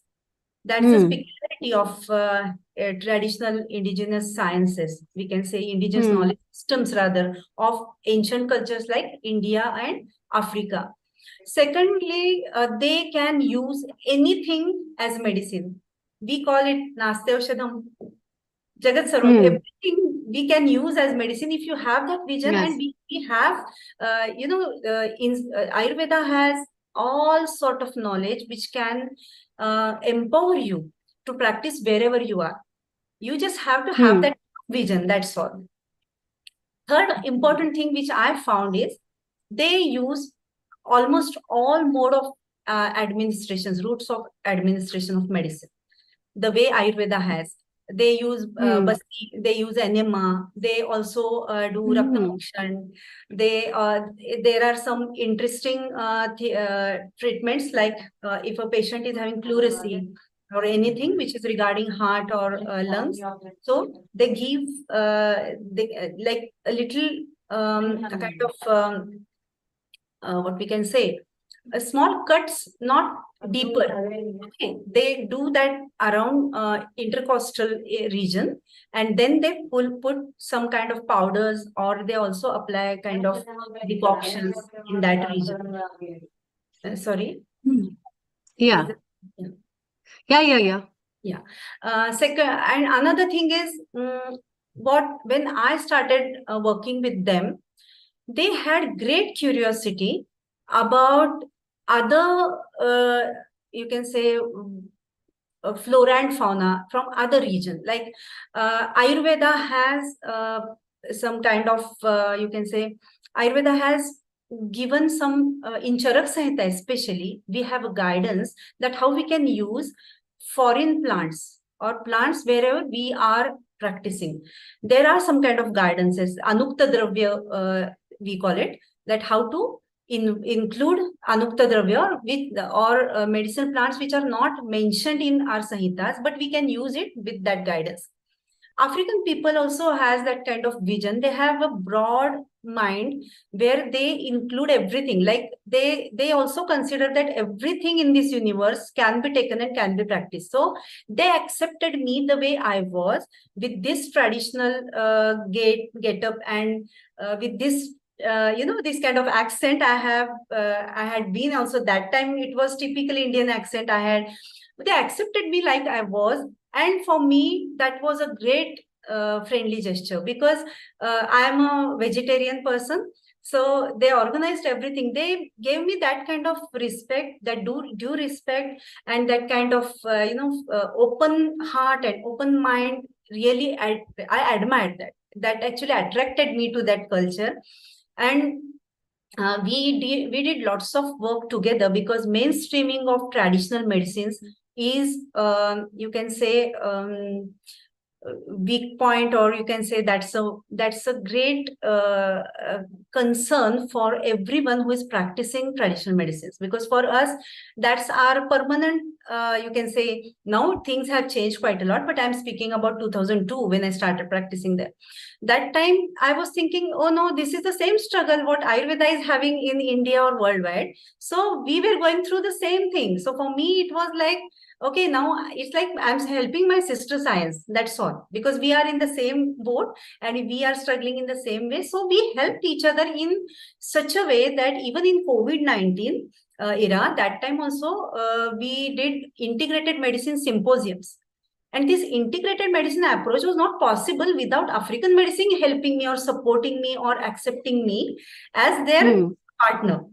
I hope you can understand that they had to, they had to go a long way to accept Ayurveda, then accept this thesis, and then implementing this thesis to study African medicinal plants or their approaches, medicine approaches. We have done many conferences and Ayurveda conferences together, where we presented respective approaches and again integrated. Like if the way I was using South African medicine plants for Ayurveda practice, of course, with that application of all the Ayurveda theories, there was a philosophy supporting that practice, but they also started doing the same thing. And now, luckily, I'm part of Africa Study Center. That's a global academic platform, as from whom Deepti ji is the core member of that. And she, because of it, not only Deepti ji, all the members, we are trying hard to connect all these rather we can say bond for betterment of all indigenous knowledge systems of African countries, rather African countries. Present South Africa, because I had been working there and I have great friends there, and we have a good network there. And whenever we think of Africa Study Center gave me a kind of team where we have only one passion, that working for Africa, working in Africa, and helping indigenous knowledge systems of Africa in our own way, maybe little contribution from ours, because we are grateful to that wonderful continent. I am so grateful to land of South Africa, because it gave me a different perspective. I would have been just an Ayurvedic practitioner if I wouldn't have been there. It gave me a kind of vision. That was amazing opportunity I got, where I was practicing with and within the African community. And that was great honor for me. So this is how it is. That's a beautiful note of your journey in South Africa. We also have a founder and director, Neil Kumar. Neil, before I put on more questions for Dr. Sharduli, your comments, please. Over to you. Thank you. Sharduli, thank you for your story and your reason for Ayurveda. Tell me, how is Ayurveda treated and respected in South Africa? Do you think it will be part of the mainstream health? And how do people view it? And do the local indigenous Africans also believe in Ayurveda? Over to you. Namaste, Neilji. It's a great honor and pleasure to talk to you personally. Global Namaste. Yes, thank you.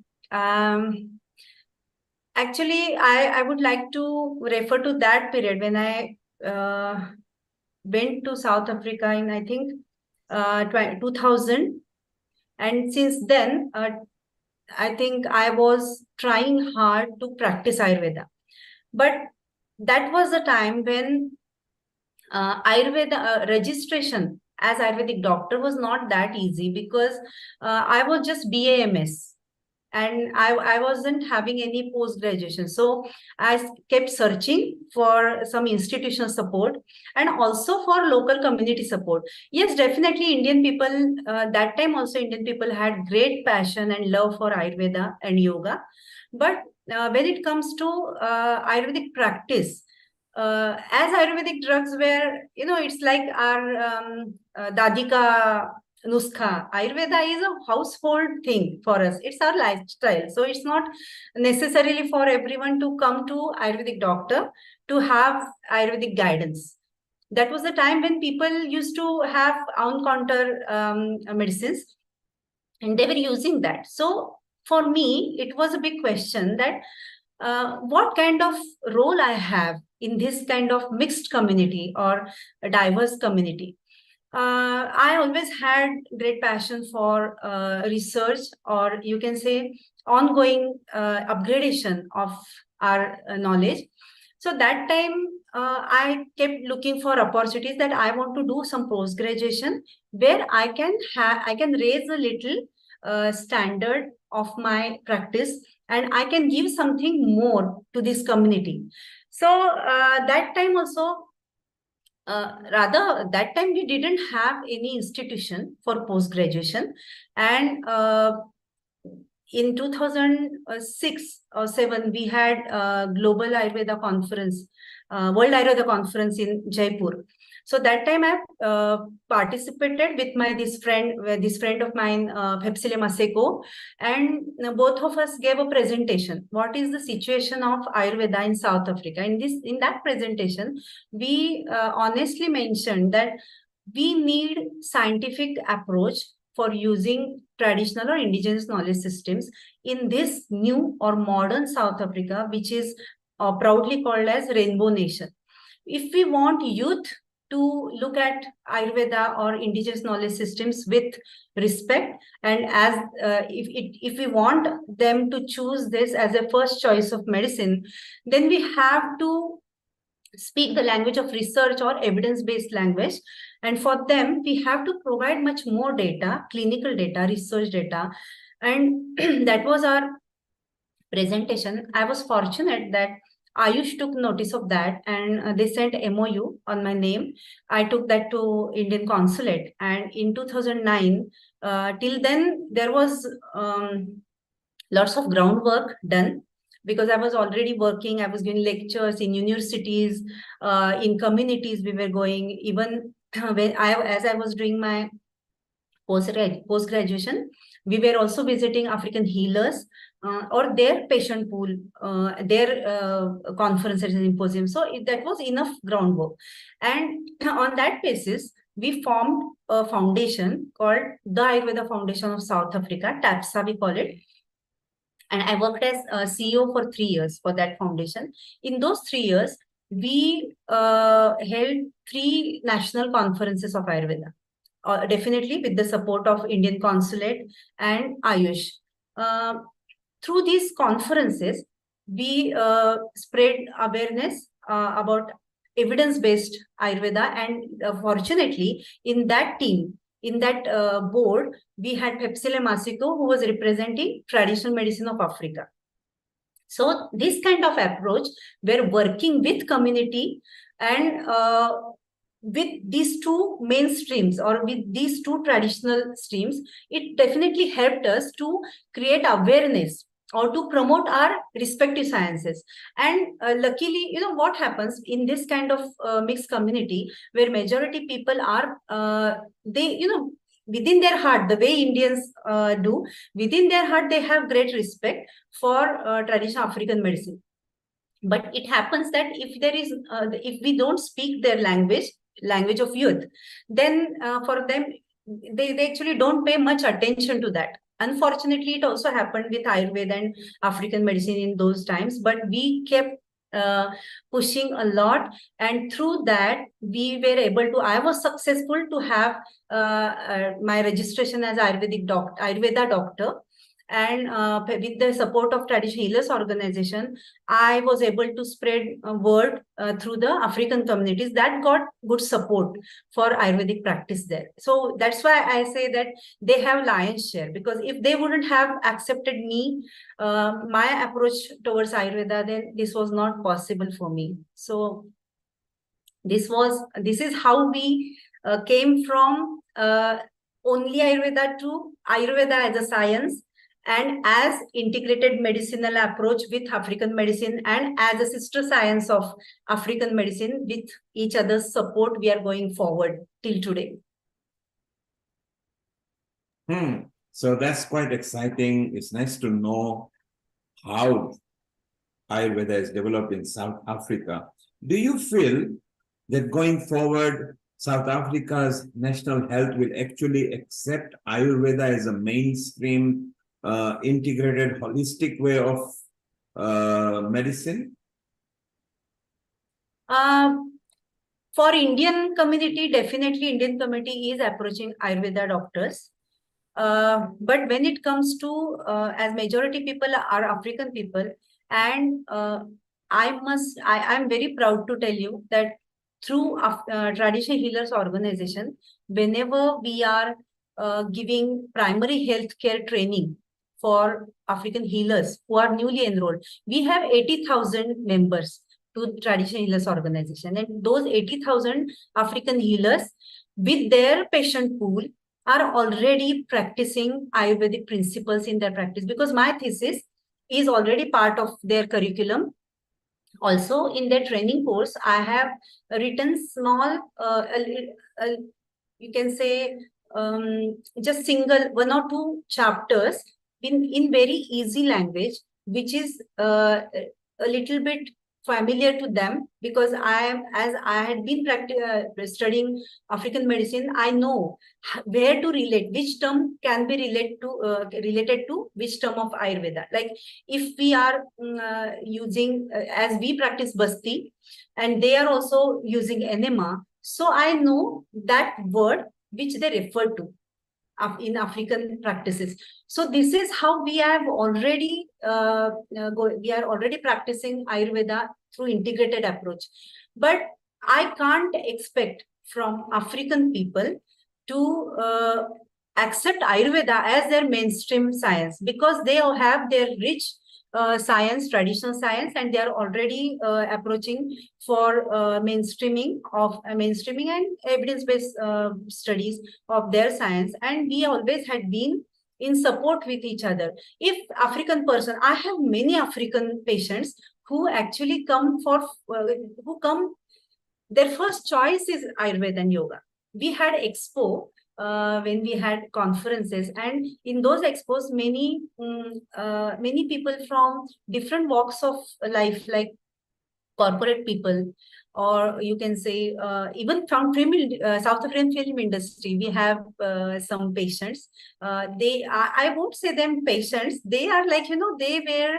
I'm really fortunate person that people used to approach me that we have preventive medicine approach in Ayurveda. You have preventive medicine approach in Ayurveda. So can you help me to stay healthy and young? Can I do some things? So I used to give them customized lifestyle management guidance. I have done that. As my husband was in corporate, it was quite easy for me, because I used to give them, after Prakriti Parikshana, I used to give them for that climate, their kind of, their environment and their day-to-day lifestyle, I used to give them guidance. So I have such amazing patients who came for this approach, preventive approach, and then if they are having some health problems, they definitely used to come and approach that, okay, now I'm having this problem, what can I do for that?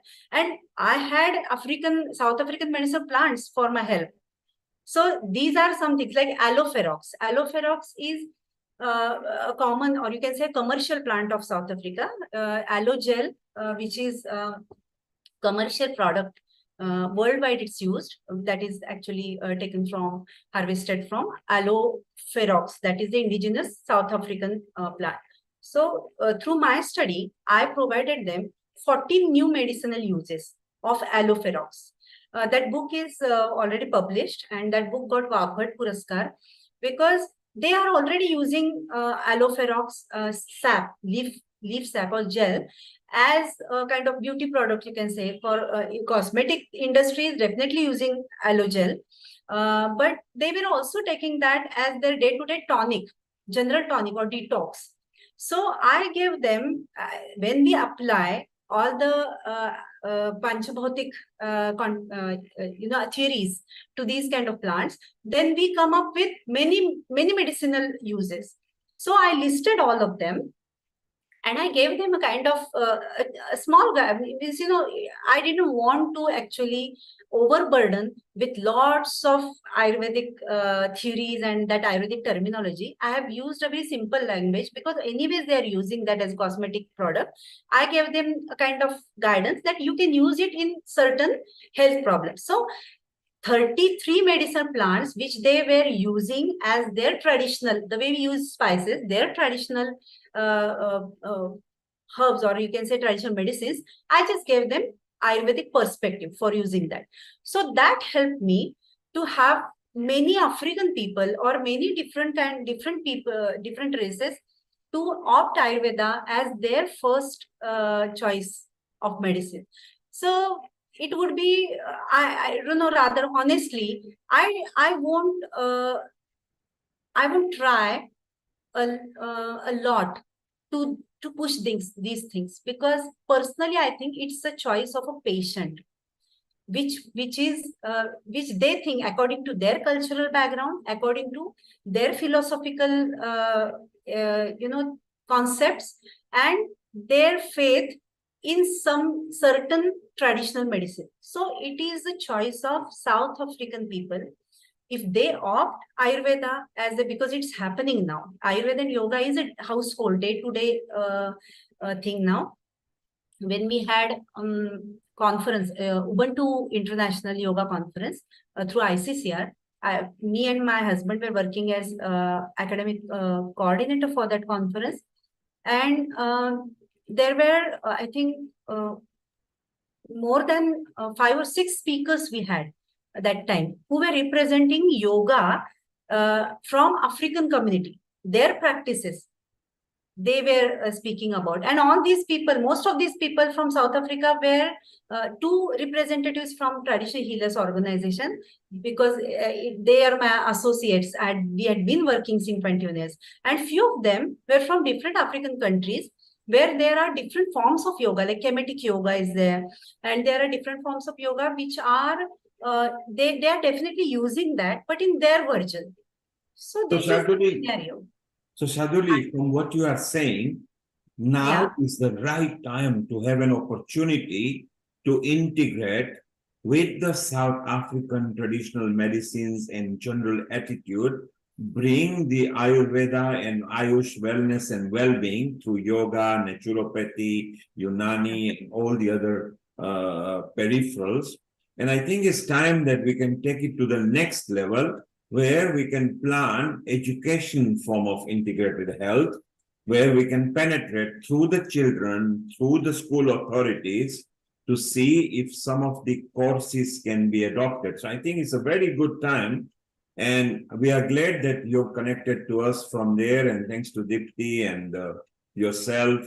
Amrita will be in touch with you. Let us develop this model, because at Healing Our Earth, we are very keen to have the younger generation, through the education authorities and the health authorities and the arts and culture authorities, to promote the holistic, alternative, integrated health, and it's people's choice. The people can then decide what they want to do. So let's develop this more. We got one of our guests as well, Dr. Savita, and she was there last week. I would like to involve her and ask her opinion as well of what she thinks of it so far, because today, more than just Ayurveda, we are celebrating the day why Ayurveda, how Ayurveda, What interested? Global Namaste, Dr. Sarita, all the way in India. How are you? And unmute here. Thank you. How are you? Global Namaste and thank you. I'm fine. How are you? So, what are your thoughts on what Sharduli was just saying? Because she does say that while we are still not part of the mainstream, the opportunity is right now to educate people, and a lot of African indigenous people do visit the Ayurveda practitioners for their first advice. Your thoughts of how we can integrate and how we can get more people involved in not just Ayurveda, but the Ayush Ministry's wellness, well-being thoughts. Okay. I think what Vaidya Sharduli just now said was a very important input as far as the Ayurveda is concerned, and as well what Africa as a country with their own tradition are already working in their own way. Integration is certainly important, and more Ayurveda should be propagated in these countries. And I think educational stream is the right way to do that. So how can we incorporate in their education can be one way of thinking of it.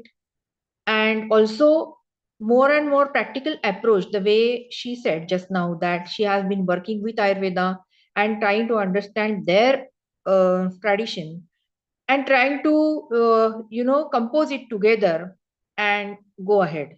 So I think that's the right way of doing it, because as far as Africa is concerned, what I got from her speech is they already have their own tradition, and maybe then imposing Ayurveda as a Indian science, I'm not sure whether it will be 100% possible or not.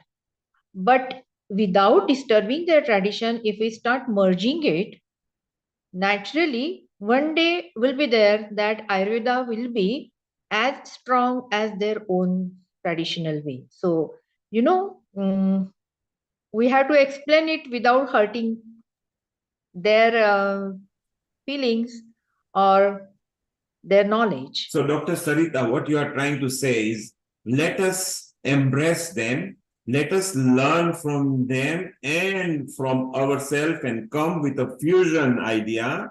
So, we pick the best of everything. And just to tell you, the Indian origin, Indians actually moved to Africa over 250 years back.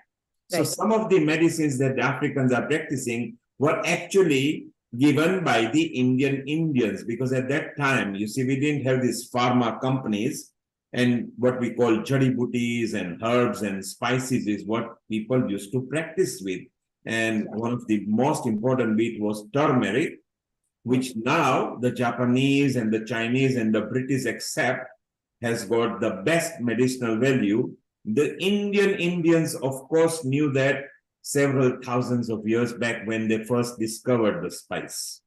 Yeah. So there is an opportunity to pick the best from each, merge the best from each. So it again comes back to integration. So if we can integrate holistic methods, bring Ayurveda, which is a front runner slightly above homeopathy and Unani and naturopathy, which is a part of that. So I think we got an opportunity. Dr. Sarita, tell me, how old were you when you first took interest in Ayurveda? And how did you come to Ayurveda? I was, say, 17 years old when I, as in Indian practice, educational practice, after the 10th and the 12th is passed, we take admission to some of the professional courses. I was decided that I want to go for the Ayurveda. So was it a family tradition? Who convinced you? How was it? Somebody in the family who was Ayurveda practitioner, or something happened in the family and you suddenly studied and found a solution? What was the interest that generated and you went into Ayurveda? Yeah, actually there was nobody who was running the Ayurveda tradition in my family tree, but my father was a great philosopher. He was a principal of law college. He was studying and he was teaching law, but he was a very keen learner and very voracious reader, and we can say Pandit of Indian philosophy. So we have been discussing a lot about Indian philosophy, Sankhya Tattva Jnana, and everything, and Atharva Veda and Rig Veda. So these discussions were very common in our house. And So- from that, I learned that Ayurveda is also part and parcel of our own Vedas. And I was always attracted towards Indian philosophy too. So when a chance came that I can learn Ayurveda after my 12th, I was decided that I would like to take this path. Fortunately, I got good merits and I got flawless admission. And I was more fortunate that the moment I got admission for Ayurveda, I also got a very good, very old and very senior guru to learn by, Guru Shishya Parampara. He was, my guru's name is Shri Krishna or Anna Shastri Karmarkar from Nasik. He actually taught me Ayurveda not by holding my hand, but he made me learn myself. Like he used to keep open Charak Sanhita in front of me and used to tell me that try to understand what is there in the Sanhita. I was very raw at that time, used to try very hard. And those days I have experienced very differently that how a guru makes Shishya study on their own. So a time used to come that I used to sit in front of him for 3 days, and we used to get stuck up on some shloka, and he used to expect that I should explain it with tika to him, that is the critics. But I just couldn't understand the shlokas and the critics as well. So But you were a teenager when you took an interest. yeah, Ever since then, you are still practicing. Now you help others. Stay around. Let's find out about Rajanji. At what age did he take interest and what came into his life that he turned into Ayurveda? Rajanji, over to you. Because it's a tradition in my house. My father and mother, father from a very renowned college in Bombay, that is Mumbai, from R.A. Poddar. And my mother was very from renowned institute in Pune, that is Tidak Ayurved Mahavidyalaya. So basically, I was very keen because our course was after 11th. That time, SSC or the secondary graduation was not after 10th, it was after 11th.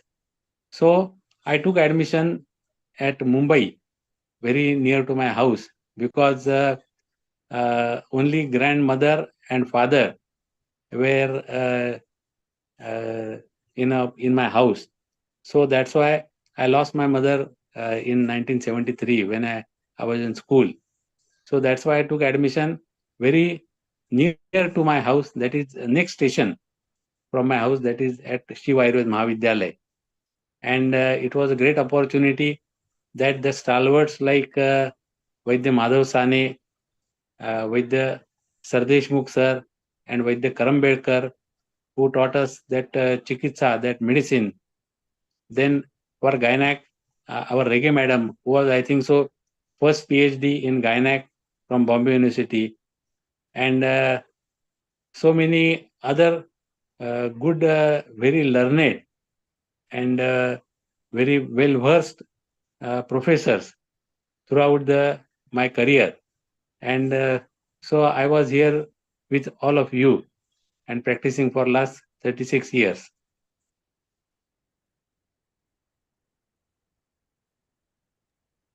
That's wonderful. That's really wonderful. How we explore Ayurveda at different fronts, and how Ayurveda comes to each one's life. Um, Okay, that's really Amrita, nice.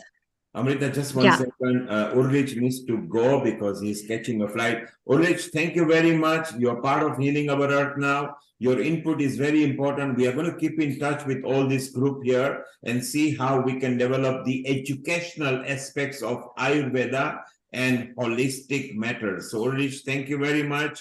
Auf Wiedersehen. Dankeschön. Thank you. So it's lovely to have Please, different people. please unmute Ulrich. If yes, Yes. if you want to Okay. say. Auf Wiedersehen. Dankeschön. And yeah, it was a nice, lively discussion. Learned quite a bit, and let us see and stay in touch. Okay. Only just before you go, what age Yeah. did you take? You're obviously not an Ayurveda expert, but you love Ayurveda, and now you are studying more and more, and you are in India at the moment in Madhya Pradesh. What age and what interest? What it took an interest that you turned into Ayurveda?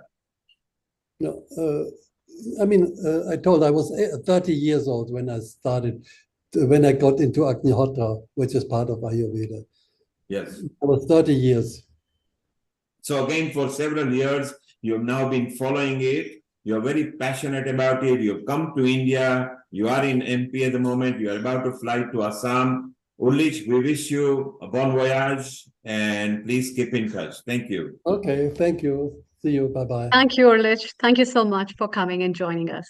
So it's wonderful to have Ulrich. Now, we've got the two slightly younger generation, Amrita and Sharduli, and you are the current, in a current trend. You obviously, the other two started a teenager much ahead of you, and Ayurveda was a bit different. It was more like how we say the Vaidyas. You see, they were more traditional, but now Ayurveda education has moved on so much. There are so many books and texts and so many studies. In fact, some of these studies actually can verify the benefits of Ayurveda.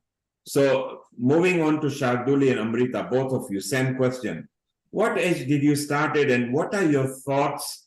How do you think Ayurveda should move on to? Where should it move on to? Should it be part of curriculum? Should it be part of medicine exams and everything? Should there be professional exams that should be recognized? Not just how it is right now. So over to Sharduli first and Amrita, over to you. Thank you.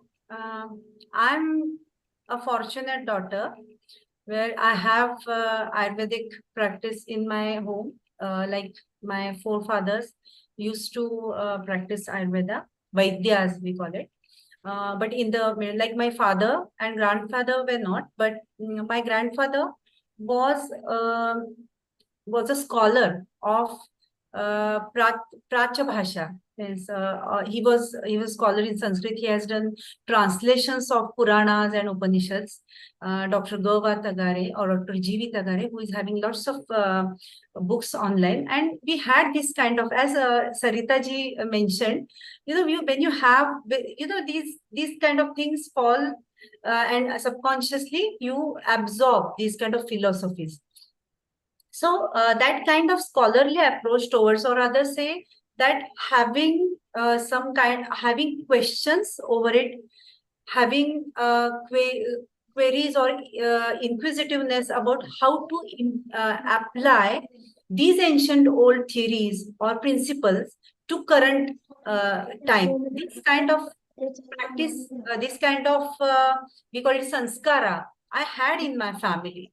Later, when I got admission, that time it was after 12th HSC board, we were getting admission for Ayurveda through the proper admission process. And I got admission for Ayurveda, and I'm lucky that in my family, everyone was happy that, okay, there is someone who is taking ahead this parampara. So that's why I said I'm a fortunate daughter. And later, when we were studying, this foundation or you can say seed of my study was planted when I was in graduation course. That time in first year only, when we were learning Ayurveda, there were kind of shlokas and also we are fortunate to have teachers who used to relate those things to contemporary time. Like if there is a shlok like Chikitsa Nasti Nishphala, then our teachers used to tell us, okay, now you must be seeing around you that how doctors are respected. So this kind of relation or relating Ayurveda, that ancient principle, that ancient theories to current time was a kind of embossed, that was imprinted on us in that young age. So when I started looking in South Africa for Ayurvedic practice, like when I started making my mind that I am going to practice in this country where majority people are African origin and they have their rich culture and African medicine, their indigenous medicine. That time it was quite easy for me to understand this thing because I was always in that comparative study format in my mind. Like if I'm learning about Kamala, then that time I was also, our teachers used to teach us about or let us know about jaundice also, different types of jaundice. So it's kind of comparative or contemporary, or you can, nowadays we call it evidence-based. This kind of practice was already imprinted on our minds. And that made us quite easy to, for me, it became very easy because as I have studied in Marathi medium school, I was not that fluent in English. For me, the most difficult thing was understanding Ayurveda in English and then making my patients or my audience understand it. So I always used simple language because that was how I understood. Since childhood, I was imbibing those principles, those shlokas, that kind of philosophy. And then the way I understood, I used to simplify and translate and let my audience and patients know about it. So this is how I started. This is how Ayurveda came in life long back, even when I was not born. So this is something lineage I have got. And now when I see that, nowadays it has become very easy to practice Ayurveda because there are rules and regulations, there are councils supporting Ayurveda.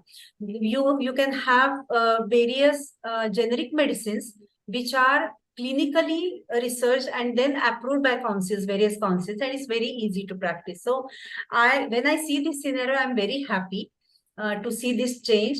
And definitely there is good future for Ayurveda because as we are currently going with the modern research terminologies. Now, when I used to speak about active ingredients or chemical composition of alloferox, chemical composition of albizia, chemical composition of acacia, then my patients used to relate to that because they were listening to these words. So this is how scene has changed. So you are lucky you had a lineage and you followed it and you are happy and you also found a new method and a change. Rajanji has got a question, we'll bring him. We got Gautami here, who is a supporter of Healing Our Earth. She's not an Ayurveda expert, but she knows a bit. Gautami, have you got a question to ask any of our panel? Over to you. First of all, global namaste, sir. Global namaste. Global family. I actually want to ask you that any medicine in Ayurveda which works on the lupus name disease. Well, that's Dr. Amrita and Sharduli. Both of them will answer that. Okay, over to you, Sharduli first, and Amrita, if you can answer Gautami, please. Yeah, I think now we should give opportunity to Amrita ji again because it's been, I've been speaking. No, Dr. Sharduli, please go ahead. Please go ahead. Thank you, Amrita. I'll add on. Yeah, Namaste Gautami. It's so nice to see you and we welcome you to the fraternity. It's so nice to have this enthusiasm and inquisitiveness because that's the strength of youth and you should retain that. That actually leads us to all sort of researches and new practices. So I give you best wishes first of all if you're interested in practicing Ayurveda. When we come to lupus, if you have ever heard of Ayurvedic thinking about skin diseases, you will know that is included under that kind of diseases which is chronic and which is kind of iceberg pattern. There are so many things which are happening under inside the body. All the hetu, we call it, means all the etiological factors which are we can say related to this kind of diseases. There are complex things which are related to diseases, and this gets expressed as a kind of autoimmune response, like your own body is acting against your own immunity system. So this is when this thing happens, then we have to understand that from where things are going wrong. So that very first thing which have gone wrong, we have to start looking for the etiological factors or reasons behind this disease. And definitely always there are three factors. There is diet, activities which are not supporting, or you can say stressful life patterns. Nowadays there is pollution, and and third thing is which is very important in Ayurveda, that comes under actually that relates to stress, is behavior pattern, or your ethical makeup. We can say that there are certain things we have in our paramparas. We have a kind of lifestyle. We were guided to have a balanced lifestyle which supports our own specific constitution, prakriti, we call it. Okay, if you are supporting your prakriti, if you are having that kind of food habits, and even our genetic food patterns, genetic food memory, we must say, then things come under control. So pathya kalpana is very important when it comes to immunity. There are definitely medicines which act according to symptoms. So we have to look at the set of symptoms, then we have to address the symptom wise, and then we have to give medicines. In my style of practice, we usually use the local plants, and I mostly go for herbal practice. You can say we in Ayurvedic context we call dravya chikitsa or ekeri dravya chikitsa, or vanaspati chikitsa we can call. And wherever there is necessary, yes, definitely we can use some generic rasakalpa. But we have to start from very first step. This is how the approach, I use this kind of approach while treating skin diseases or chronic diseases or diseases which are related to our immunity system. Actually, ma'am, my mom is suffering from this disease from 2 years. And this is very dangerous to survive in this condition, because there is no one doctor in this city who can tell that this is a lupus. All doctors just give Vata medicine and tells my mom that this is a Sandivat, this is nothing any serious. But it's increased so much, so now she is taking steroids. And it's I also understand that. steroids, I guess. So we are giving her so much ghee. So much ghee we are giving her, so steroid doesn't affect very seriously on her body. You know, actually, Ayurveda, most of the Ayurvedic practitioners go for, they never are in rush to have a term about any disease, because we look for dosha balance, or dosha chikitsa, we can call it. That there should be, that's why these doctors are referring to Vata, because they must be they must be seeing moreover Vata related symptoms. So you know, these things, lupus and all these terms are like new terms, or you can say these are the terminology according to modern medicine. But in Ayurvedic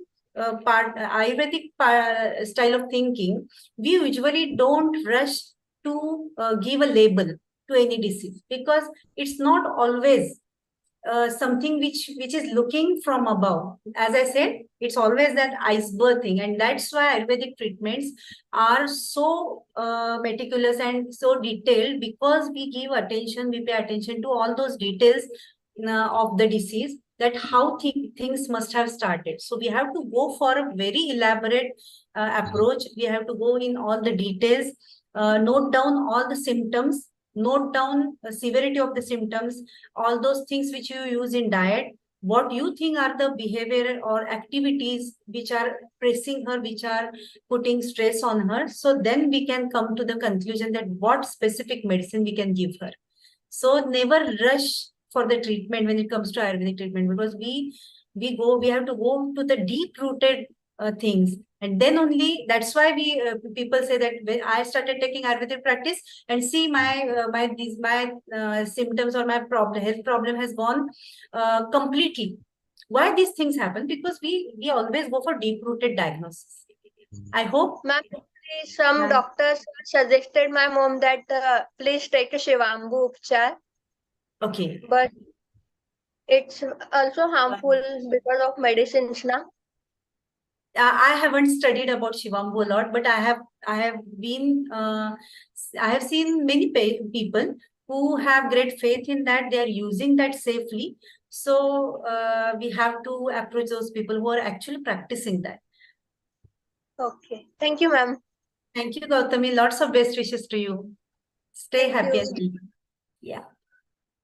Gautami, that's very creditable. You are working for your mom and you are taking care of her in all those ways. And so what Dr. Sharduli has said is very important. It's very important to firstly for us to see what actually your mother is suffering from. But one few things that I would recommend to you would be stay positive, first of all, right? And follow the daily regime. That's very important. Timely eating, and specifically don't take a lot of spices, don't take a lot of heating things, take more organic food, homemade food which is fresh, more of fluids. And it's very important to have a plant-based diet, means all vegetarian food, more less of sugars, because sugars enhances those conditions of triggering those factors, right? So not a lot of fruits which are too sugary, but mixture of them, and especially antioxidants in form of gooseberry, which is called as amla. You can have spirulina. These days we have a lot of greens like spinach. You have as well as onions, which are green onions. You can also have fenugreek, which is methi.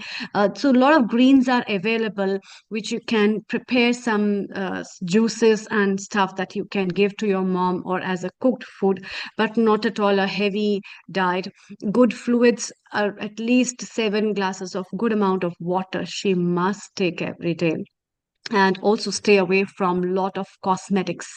No, so using and showering, she must take care of having a herbal light soap, or sometimes just pure mud. You get sandalwood, you get mud, which is a clay mud that can be used for showering rather than a lot of cosmetics. So the more she'll stay natural. Sorry. Yes. My mom showering with milk. Shower with milk.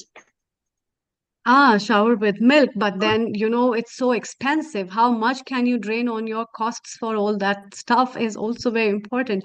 And milk these days is also not very pure.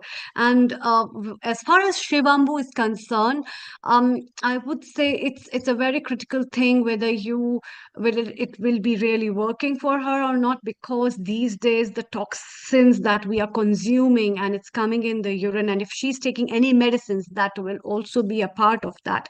So Shivabu as a part of treatment, I'm not pretty sure whether it will be a real stuff or no, but still this dietary regime, if she will follow, as well as following up with the basic concepts, would definitely help her in taking good amount of antioxidant, may fight with autoimmunities and managing her stress level. We also have Dr. Sarita, whom I would definitely like to have her expert opinion, who is with us, and she's also very much experienced in all these things, and if she can help into it, please go ahead. Yes, Dr. Sarita, please unmute yourself. Over to you. Thank you. Yeah, thank you, Amrita. Gautami, first of all, best wishes to you. And it's really a proud thing that you are taking a lot of care of your mother. Lupus is a little critical skin condition. One thing is, as Vaidya Sharduli said, it is a chronic situation and it is little difficult for the healing. Also, the recurrence is very frequent in these conditions. So the complete cure seems to be little difficult in these particular lupus conditions. But nevertheless, as already Vaidya Amrita has said, it has a lot to do with our lifestyle. And in Ayurveda, we strongly believe that what is the hetu, that what are the causes because of which this has happened. Diet can be one thing, then there can be some exercise which might have gone wrong, maybe some wrong lifestyle, or also there are some things, that a person is doing for years together unknowingly, and it affects the skin in adverse way. Like say for example, I can explain you that eating a curd, the dahi, every day in your diet, especially eating it in the evening time with meals, uh, is a big cause of skin disorders, according to Ayurveda. But nowadays, many people don't know that curd consumption can be hazardous to our health and especially for our skin. So unknowingly, a person keeps consuming it. Another example can be of Viruddha Ahar. Viruddha Ahar is mixing two substances together, especially with milk. So if you are mixing some fruits with milk and making a milkshake of it, even if it tastes good, for skin, it is not a very recommended food. Also, eating too much of green vegetables is really not recommended according to Ayurveda, because in Vagbhat Samhita there is a shloka, a shakabhuk. So many times eating many green vegetables for lunch and dinner also can cause certain skin conditions. So I think you are not from Ayurveda field, right, Gautami? No, ma'am, I'm doing Sanskrit special now. So, Uh-huh. literally, it's my subject in future. Okay. So I would suggest you to go into the deep knowledge of Ayurveda diet. And that Ayurveda diet would certainly help you correct the some unknowingly mistakes going on in the diet. And rest of the treatment of Ayurveda, if you want to, or if you wish to continue, you have to really, your mother should be in good hands of some good Ayurveda, very experienced senior practitioner, because lupus is not a condition which can be really treated by all. Yes, ma'am. Actually, matlab, she's suffering from 2 years, and doctor don't know that what is a lupus. Yeah, Many it of has the lot to do with the immunity also, and that is why the recurrence is, very frequent in lupus. But as the immunity increases, there is a treatment called as Rasayana Chikitsa in Ayurveda, and that certainly helps. And usually in conditions which are related with the immunity, this Rasayana Chikitsa, Ayurveda practitioners keep on giving parallelly along with the main disease treatment, and it certainly helps build on the immunity of the patient. And as the immunity goes up, the disease condition starts declining. That is a usual experience. So it has to be handled in that way. okay, ma'am, is workout is fine or not? Workout, it all depends what type of workout she is doing.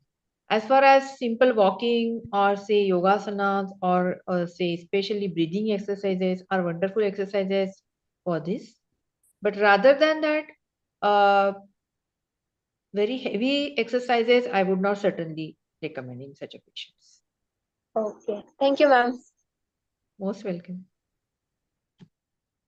Yes, and what Dr. Sarita said is very important, as well as I think a little detox of fasting and how do you adapt those kind of regular diet and dietary stuff is very, very important and critical part of the treatment, and especially once we know about how it is. So basically, Dr. Sarita, also tell me, so Gautami, you stay around because we would like to have your some of the tips and how Ayurveda has influenced you. Before moving to you, I would like to ask Dr. Sarita about what are your personal things that you use as a part of Ayurveda, and what has been a part in the family that yes, this kind of some spice or some cosmetic or some things that you have been using and buying from the market that has been an integral part of your personal life and your family. Yes, over to you. Thank you. Thank you, Amrita. It's a good question because charity begins at home. So unless and until you really experience yourself, you work on it yourself, and your confidence never builds up. So as far as my personal life is concerned, my family life is concerned, Ayurveda is our breath. So we live Ayurveda way a lot. Especially about the diet, if you ask me, we follow Ayurveda diet, I would say almost all 90%. So eating home cooked food, right from the milk to making ghee at the home itself. Also, I try to cultivate lots of vegetables in my own yard, garden. So I'm a strong follower of organic food. So we get all organic vegetables from our garden. Also, I have worked a lot for, some getting contact with the farmers, and they have been encouraged to, farm only organic plantations. And now we have created some buyback system to those farmers. So not only me, but there is a group of us who are getting very fresh organic vegetables on a weekly basis from those farmers. So that is one team building. Also, I cultivate my own vegetables from my own garden. As far as Ayurveda, there is another most important thing is Abhyangam. I have been extensively traveling a lot for Ayurveda work. So, getting up early in the morning, start your travel. But before that, Abhyangam Nityam Acharit. So, Abhyangam is a very common thing, and it is not just a Diwali thing in the house. So, also, what we say is Ubatan or Uvartanam, that is Abhyangam and Ubatan. That is very regularly practiced in the house. And all those oils, basically, we have our own production. So, the production wing of Ojas Ayurveda, we actually prepare all these of Siddha Tela for the whole year, around a year, which we use for our own patients also, our Panchakarma treatments also, and the same thing I use for my family also. So as far as the diet is concerned, I think I have explained. Abhyangam is one thing which we Dasya is also one thing which we meticulously follow. As far as the exercise is concerned, I strongly believe in exercise. So at least 30 to 45 minutes of yoga, Surya Namaskar, deep breathing, and walk. Any two of these is done on a very daily basis. The whole family is very much fond of exercise, and all of them are into Bharatiya Vyayam Paddhati. So none of us go to any gym. They are doing there is a type of, I would like to explain a little more on this, that there is a type of Bharatiya Vyayam Paddhati Vidya, Vyayama Vidya, that is called as Krishna Vidya, which includes certain only Indian exercises. So that type of courses, it contains, well, it starts from Surya Namaskara, and there are some muscle gain exercises into that, strength gaining exercises into that. So my both sons, they have been trained into that, and they are meticulously doing exercises on that way only. So that is Hmm. regarding exercise. As far as Ayurveda is concerned, one more thing I personally believe is into stotra chikitsa, like reciting our daily stotras, Sanskrit stotras, Hmm. especially loudly, physically in the house is important.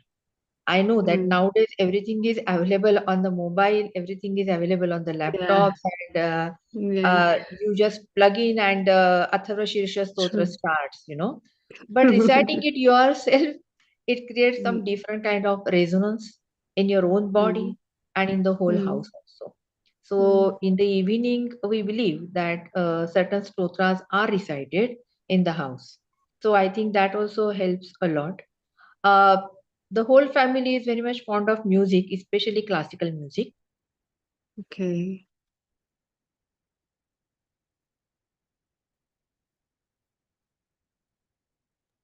So I think we have got some internet problem at Dr. Problem. Sita. We'll come back Yeah. to her in a moment. She's back here, so we'll just bring her back in. What I would like to discuss now, Amrita, is Dr. Sarita mentioned about yogurt, and yogurt may be harmful if you take it at the wrong time. So let us tell the viewers what is good to eat at right time and what not to mix in a simple format, what not to mix, because that would definitely be dangerous or can cause skin rashes or can go some sort of skin condition. So let us tell in a simplest form.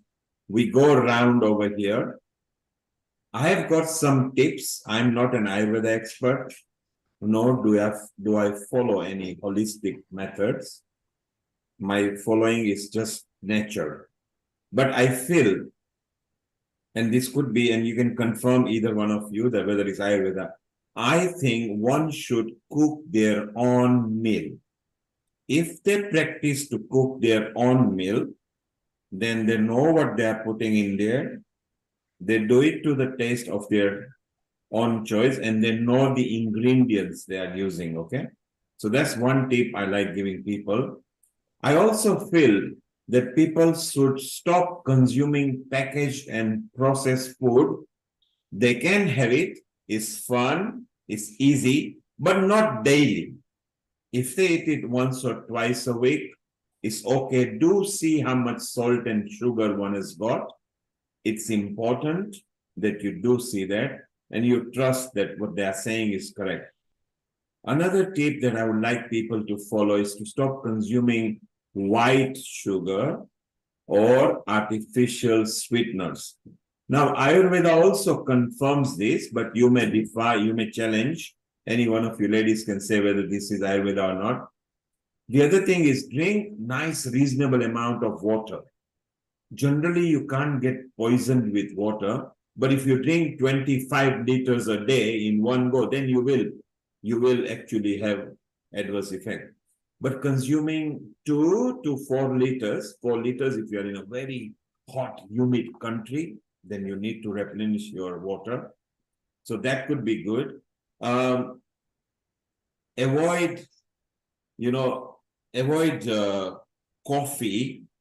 If you are addicted to tea and coffee, then maybe slightly more tea and green tea is better than coffee. Detox yourself regularly. So these are some of the tips that I feel are also part of Ayurveda. But if we go around, and let's go around with Sharduli first. She's both in India and Africa.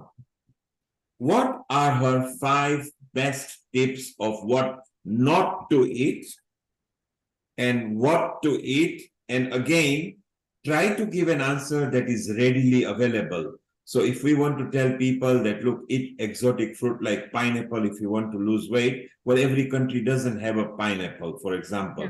So bearing in mind what is readily available, 5 food that one should eat without harming the self, or 5 foods not to eat because definitely they are either conflicting or can result into some sort of medical ailment.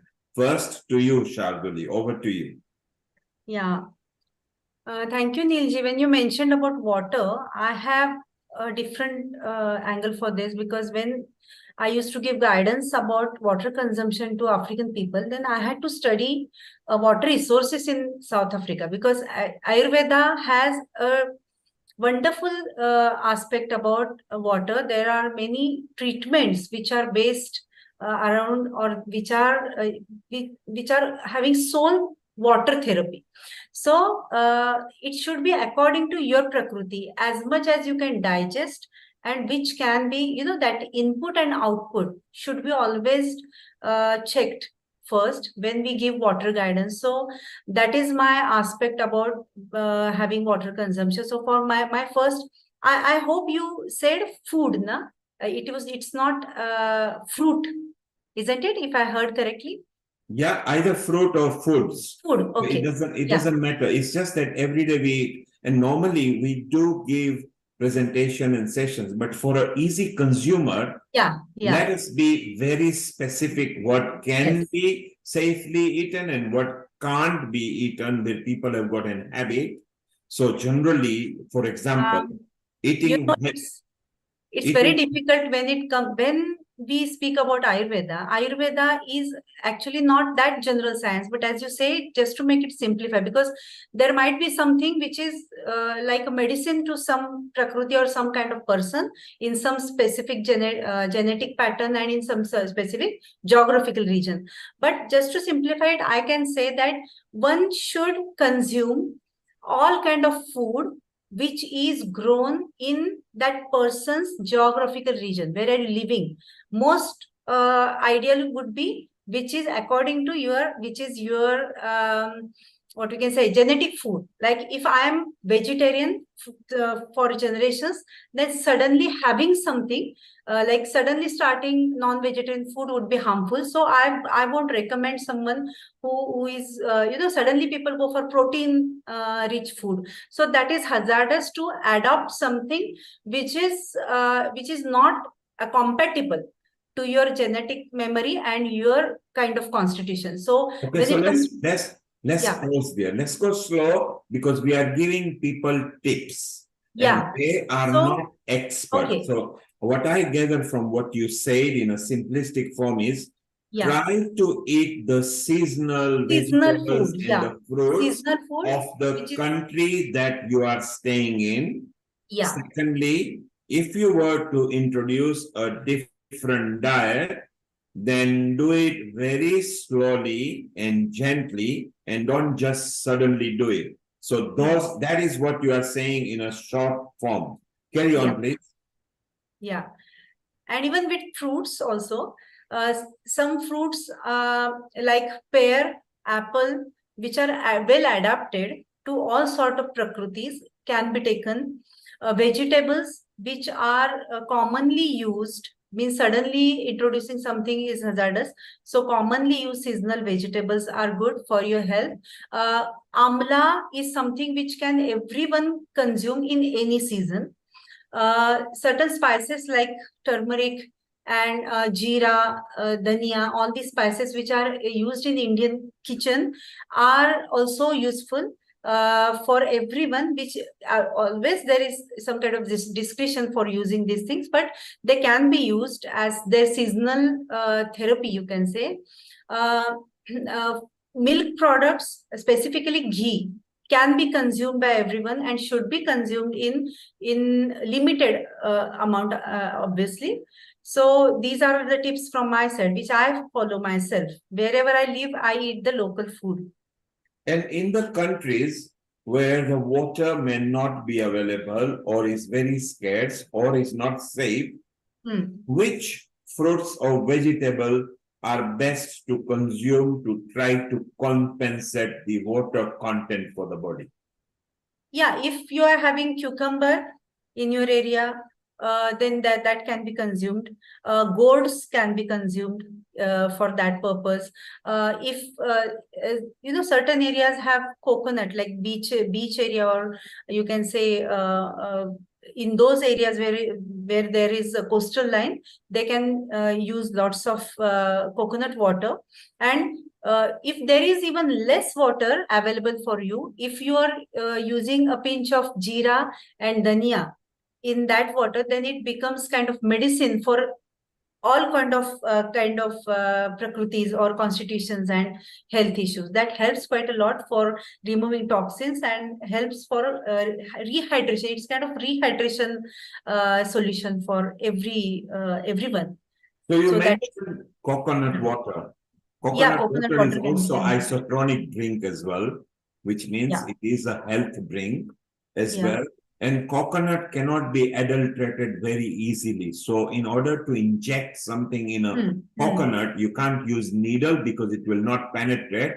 For Yeah. countries like India, for example, where the climate can be very hot and the plastic-based waters were there, we suggest, and I always suggest that, drink fresh coconut water in the coconut itself, because you can't leave it outside for more than 28, 24 hours. It will lose its value. Then I think drinking coconut water in every coastal area should be and must be must, which will be very good. Maybe watermelon, if you are in some areas, again, is also good, particularly if you are dehydrating. Cucumber, as you say, are very good. So Yeah. see, we are now giving actual tips of what can be available and what not. So let's pause there, Sharduli, and we'll come back to you. Amrita, your choices. Now, Sharduli mentioned amla.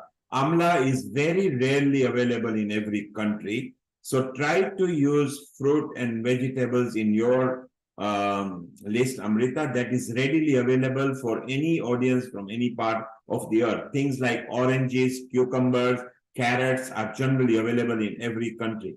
Your choice of 5 vegetables that is good for body and 5 items that one should avoid just moderately may not be good for body. Over to you, Amrit. Thank you, Neil Kumar. I think it also depends upon where you live, as Dr. Sharduli said, and what are your zones of areas where you stay. What kind of life you lead is also very important, and which kind of meals do you take. So a lot of times people have preferences based upon what is readily available, because life has become so fast that people just have takeaways. As a breakfast is being skipped, a little bit of lunch of sandwiches and a grand dinner, which also creates a lot of trouble. So if you have good choice of seasonal fruits and vegetables, as she mentioned, is important. But my favorite stuffs, if you have to consume, is as such, cucumber is good, zucchini is very good. I'd say kale, spinach, these veggies are pretty good. Lettuce leaves are good. And apart from that, radish uh, uh, are pretty good sometimes. And even carrots with herbs, you can use them. So based upon different things, what you're taking is very important. Sprouts, as in, is also very good. And different lentils can be added, and spices can be added to it. Among fruits, it's very specific, because country to country it varies. If you have good berries, you must consume those berries. If you have a mango season or a melon season, you must consume them. As Ulrich mentioned about Germany and the climatic conditions, and apples are richly grown in those places, so that will have the richness of food and all the elements that are present in it. These kind of stuffs are very important. And moreover, it's not just about a plant-based diet, but yes, definitely a plant-based diet is much more healthier than an animal-based diet in today's time. And consuming milk and milk products, because milk has got its own bars because of the hormones that are being added to the cattle and the problems related to that. Apart from that, the kind of processing the meat has been, the availability of the animal foods and the animal products with chemicals and hormones also play an important role in the health of individual. So looking onto all those parameters, it is very important to see and design your own particular diet that suits you well. The only thing is that if you are having a good sleep on time and you're having a comfortable sleep, if you're able to breathe nicely and have no problems as such, and if your health status says you feel happy within yourself, is very important, and that gives you the guidance how healthy you feel. Ayurveda often talks about a very beautiful word which is called as ojas, which means uh, a sap of all the tissues. And this ojas basically is that kind of a sap that gives you a willpower to live and gives you an energy and is a nutrient form that lives in your tissues, and that basically comes from your healthy mind, body, and soul.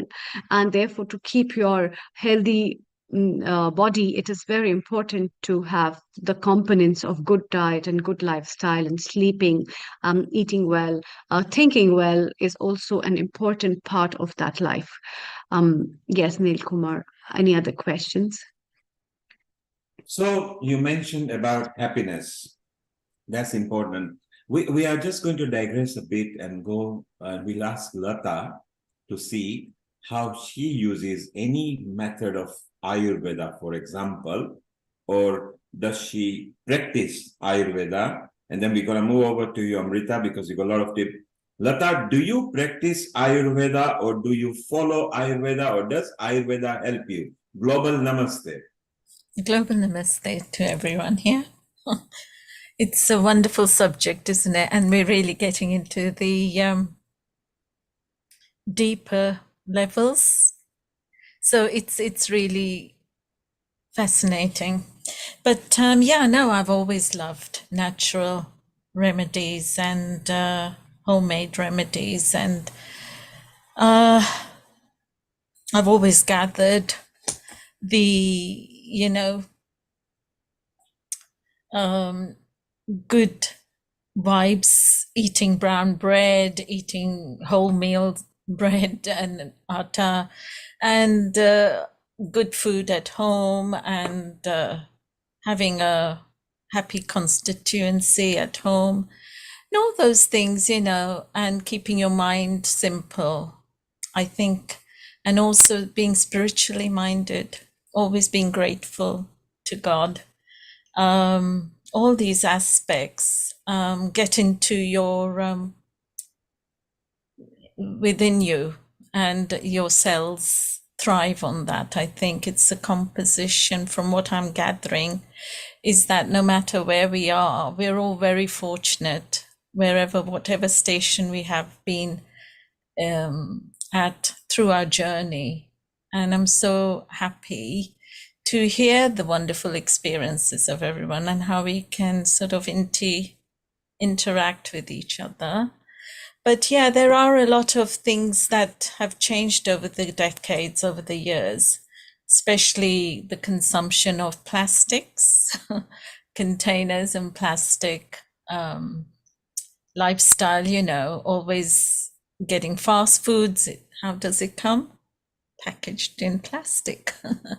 And so we've got a lot of that going inside our body. The medication that people have been accustomed to with the Western world is all plastic, isn't it? Coated. And so we're consuming a lot of unwarranted or being unaware of how much plastic we're just taking. And where it's also coming from. Sometimes it's taken from animal products such as the cow. And so for vegetarians, that's unfair to give them capsules coated with, origins of animals. So it's all these kind of things that are going on in our lifestyle that we have to contend with, especially the screen, the electricity all around us. We just constantly dependent on electricity everywhere, and it's just in our face all the time. We can't help it as much as we don't want it. But where you lived, Amrita, you know, up in the hill stations where the pine trees grew, that is so ideal for our health and well-being, because it diffuses all the bacteria and the toxins, isn't it? Yes. So that naturally, you know, nature takes care of all those things. And when we live in the center of London or center of a town, the pollution is just horrendous. So it's nice to live out in the country. I love living outside, you know, in the country, but it's not always practical. So as far as possible from central is I think advisable, away from the madness of the high electricity and other forms of pollution that toxinates the atmosphere, the petrol fumes and all the other heavy metals, the fast pace of life there as well, to get a lot more done than normal. We need to slow down our pace of life. I think that would help a great deal to extend our lifespan. But these are the kind of things I've picked up, you know, reading good things and being around nice people, our culture, connecting with our roots, and so many things, you know. But it's nice that we all are getting together, isn't it? And integrating and I just want to see how more acceptance of Ayurveda can come into our society. And I'm just wondering how it can be simplified. But yeah, it needs, we're getting there. We're getting there slowly. Thank you, Lata. We'll come back to you in a moment. And so coming back to you, Amrita, what made you come into Ayurveda? I do remember that you mentioning that you are from Himachal Pradesh and presently you're in Punjab. Was Ayurveda your favorite choice anyway, or did it come by accident? Because it's not just Ayurveda you practice, you are involved in other facets of holistic approaches. So first, let's listen to why you chose Ayurveda and what are your thoughts on Ayurveda, how it should move forward internationally. Over to you. Thank you, Neil Kumar. Ayurveda came to my life because I wanted to serve society. I wanted to help people. I always used to, when I used to go to the hospitals, I used to see people, how they, the doctors, and they always used to inspire me. And I used to get inspiration how well they are, and they are doing a noble profession, helping people, and that motivated me to be a doctor. But destiny brought me to Ayurveda, and when I studied Ayurveda, I found different facets of life, how life is so beautiful by knowing the golden rules of Ayurveda and practicing them, to follow them in one way or the other, and how these things can be incorporated in life. And it's all about healthy life, and it's all about living healthy. So a lot of concepts of Ayurveda is in the form of how well you can stay and how longer you can live. And the beautiful aspect of Ayurveda, which I like, is it's holistic. So it just doesn't talk about your physical body, it talks about your subtle self, your existence of your true self within yourself. So when you see yourself as a soul, when you see yourself as an energy, you have a very different perspective to look into your health and the grounds on which you feel. How can you make this soul more happy? And for that, you automatically shift to healthy living and you adapt the principles of nature and the beauty the life has in itself with the existence of how nature adapts its natural rules to stay healthy. Maybe you look at plants, you look at animals, they don't have stress, they don't feel anxious either in a way. And we are the ones who are giving them stress. And we also see how plants and animals abide by the rules of nature. And living in nature, I think, is the best fundamental of life, whether you talk about lifestyle, whether you talk about following the patterns.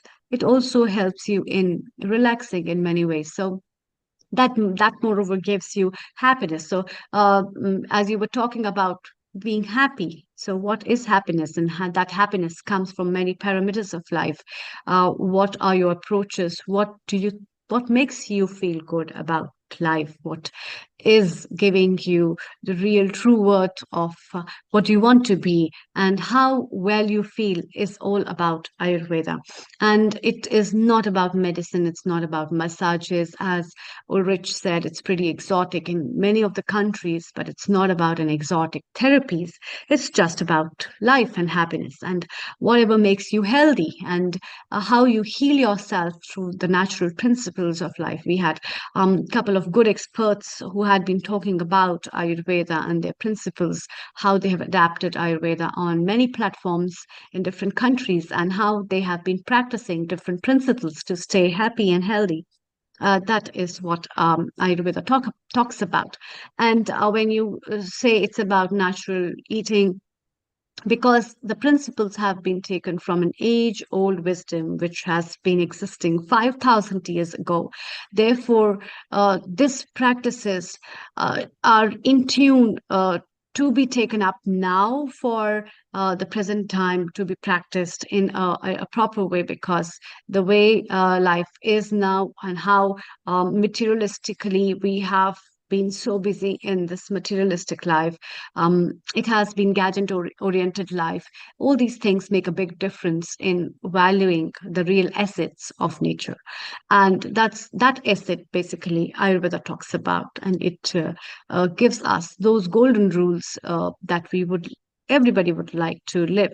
So talking about simple tips and simple principles, what makes you healthy? It can be very simple as spending a time in your garden, or watching a flower for some time, or watching a bird flying in the morning, or just watching a sunset in the evening. All these things can give you a real happiness, because indirectly they are ultimately related to nature. And all these things are those subtle activities which we don't count as activity, but they are the real treatments. Those treatments that doesn't need medicine, but they are working on subtle levels at your mental works, where they release good hormones and they make you feel good, and therefore you feel relaxed. These kind of small works that you like, taking out time for yourself is very important. And when you take out time for yourself, you definitely see and overview life on your own basis. And that gives you, I say that is a kind of a real meditation in your life. And that kind of a meditation gives you an idea where you're walking in life, and what are your perspectives in life, and how you view life in so many ways. So all these things become so important, that these kind of concepts people don't know about Ayurveda. And it is multifaceted science. It has its So, complete Amrita, philosophy, which is ingrained. Amrita, in pausing what you are saying slowly and nicely so our viewers understand, what you are saying, Ayurveda is not just about food, spice, and herbs. It is also way of life.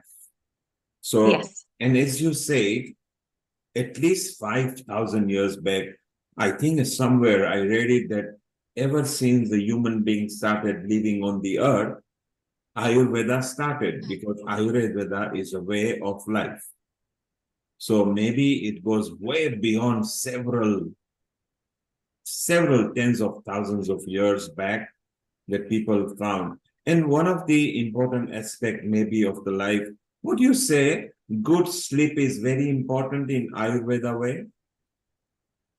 Yes, sleeping on time is very important because how you sleep, where you sleep, what time you sleep, in what way you sleep makes a big difference. And it is as important as eating or drinking or socializing. People don't realize how important it is to sleep, but having your own personal space for sleeping and sleeping on time, following the circadian rhythm and following um, the patterns of day and night is equally very important. When in the evening you see the birds flying, moving to their nests, it's their sleeping time. And if you see around, they are really sleeping.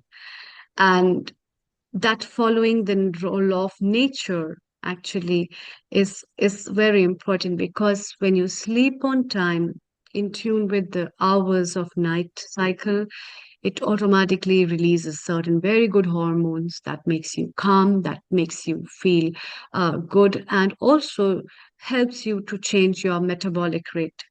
So a lot of processes are going on in your body that needs to take rest in the whole day. You have your stomach was working, your breathing patterns were different, your mind was continuously thinking, your digestive system So was active. let us prescribe people, general people who are not Ayurveda experts or other holistic experts. Let's prescribe them, and we can say sleeping nicely, regularly will never harm you. Is that right? Yes, Try to sleeping sleep nicely, when your body regularly. when your body is tired and asks you to sleep, do sleep, please. And if it requires a power nap, do that, because the body can rejuvenate. So it's very important. How important is breathing in the Ayurveda way? How important is breathing? Breathing is very important because breath is that connection that will help you to connect your body and mind. People don't realize. And breath is also very much connected with your taste receptors. So breathing is a natural process anyway. What aspect of breathing one ought to watch out for that can be additional enhancement of your natural way of breathing? The breathing patterns basically are affected by your mental waves. So if you're pretty anxious, your breathing style will be different. If you're relaxed, your breathing style will be different. And that's what is the technique of pranayama. Pranayama basically, it's as the word talks, it's pran and ayam, means expansion of life force or breath. So when you're breathing parallelly, you are changing the pattern of your breathing, and that automatically changes your mental waves. So it is very important to concentrate on how you are breathing. Most of us, around 98% of us, are breathing very short and rapid breath, which is not healthy. Long breath, relaxed breath are very important. So breathing patterns change your mental levels of relaxation. A very simple example, whenever certain situations are tough and you have an escape from that, we take a deep sigh and we say, thank God I'm relaxed. Thank God it's done. Thank God I'm out of it. So when you're saying that, thank God, you are virtually taking a deep gasp. And when you gasp, you take a huge amount of air inside and you relax with a long exhalation. It automatically relaxes your mind. And therefore, these kind of subtle breathing techniques that we involuntarily adapt, that nature has blessed us with, are acting as a very good master for relaxing the mind. So if you have an idea to know how to control your breath and how to change your breath, it can way back help you in releasing a mental stress and make you pretty happy in stressful times of life. So how important is meditation and yoga, both for breathing and sleeping? Do you think that if you know the right technique of meditation or yoga, it may help you to sleep well and all nice frame of mind? So would you agree that going to sleep, it would be nice to go with a good frame of mind, so the brain and mind have started relaxing? Would you agree? Yes, it is very important to sleep with a good frame of mind. And that is why we personally advise people not to see their mobiles before sleeping. The sleeping time is a very personal time where you're connected with just yourself. And so when you relax, when you think good, when you are a little meditation and a little relaxation at that time can be very fruitful for getting a good sleep, because a lot of people suffer from insomnia and sleep apneas because of anxieties and a lot of other issues that are they face in their day-to-day life. And therefore, it is very important to have a personal sleep time and be very calm before sleeping. So it can be 5 to 10 minutes of calmness before you sleep. Another thing that I would like to add on this is having dinner on time. So there must be a gap of 1 to 1.5 hours to 2 hours between dinners and sleeping. People generally take dinner and they go to sleep, which also disturbs their mind. It is very important to have a gap because Okay, so in let us that pause time, there. Let us pause yeah, there. One of the tips you are prescribing is that whatever meal you like, but then be mobile or do your housework or do your activity which are not very strenuous or where you are jumping about, so the food is jumping about. Let the food settle and go into the digestive true. system. Allow yourself 90 minutes to 120 minutes. If you allow a bit longer, it is better. And then maybe sleeping would be okay. Is that what you are saying? Yes, Okay. exactly. That's what I wanted Another to say. thing you mentioned was a mobile phone. Now, most of the humanity is now hooked into a phone and mobile phone.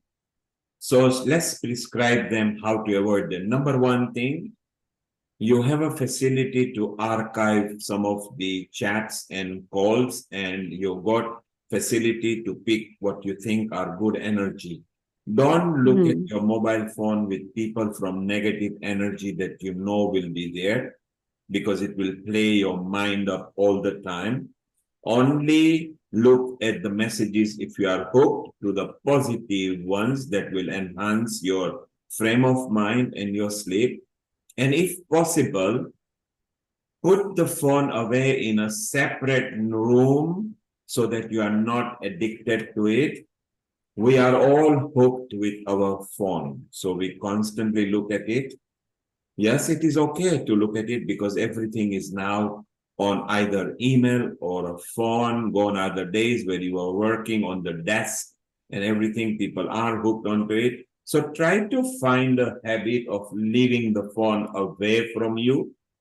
Certainly don't put it on a charger and put it on your bed, because there could be accidents as well.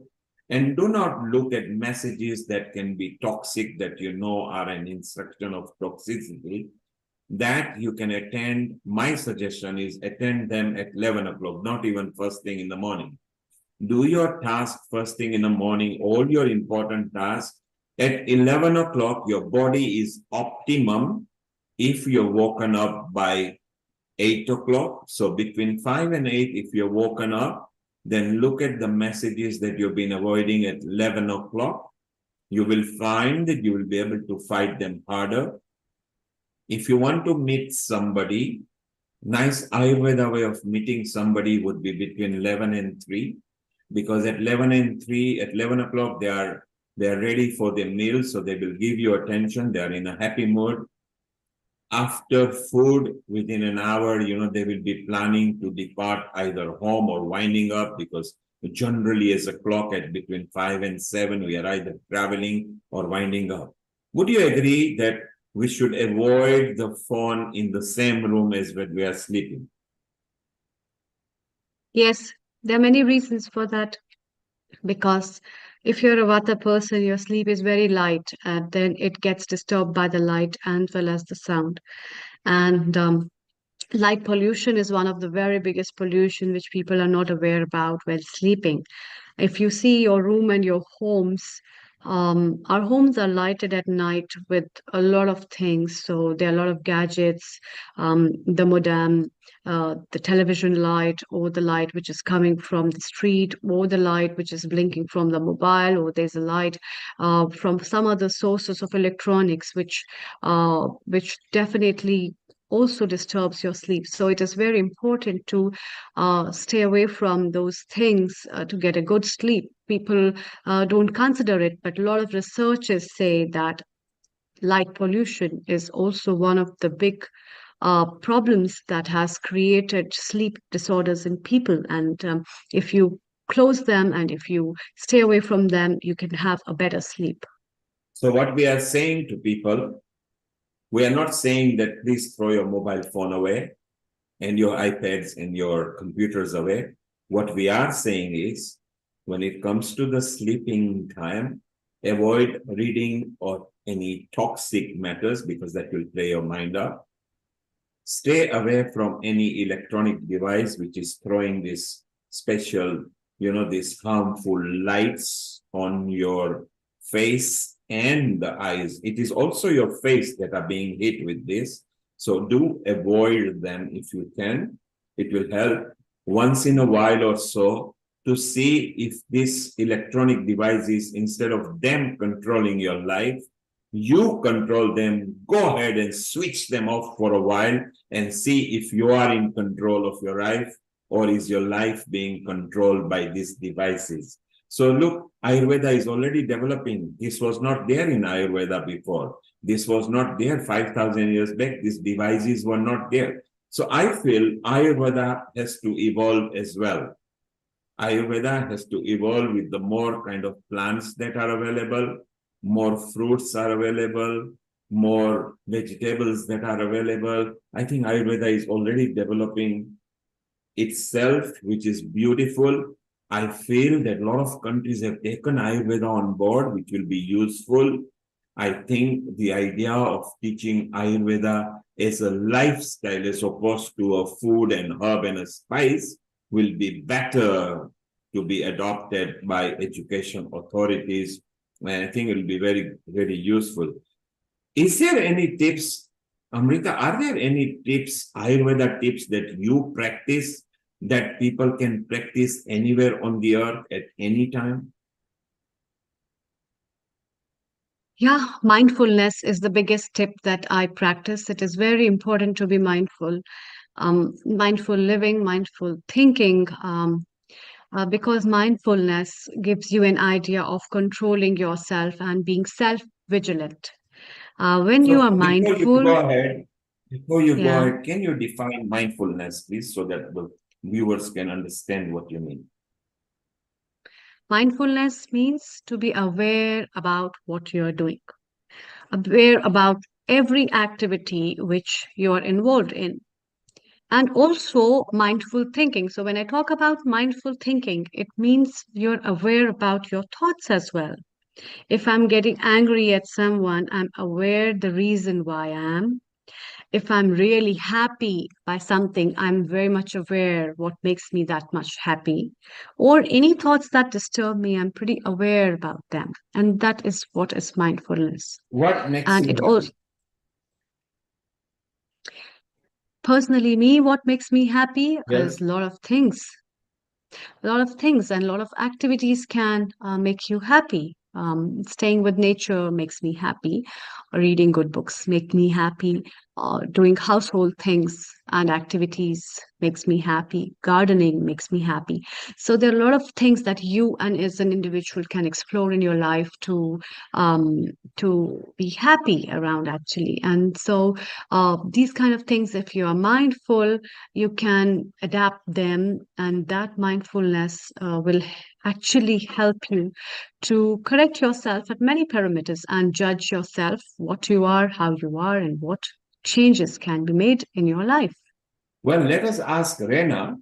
She has just joined in, and we can ask her what are her tips for becoming happy and mindfulness. So, Rena, you have just come in. Dr. Amrita and I were just discussing that what makes one mindful, happy, be aware of your state in a present state. So first of all, greetings to you, Rena, and a namaste.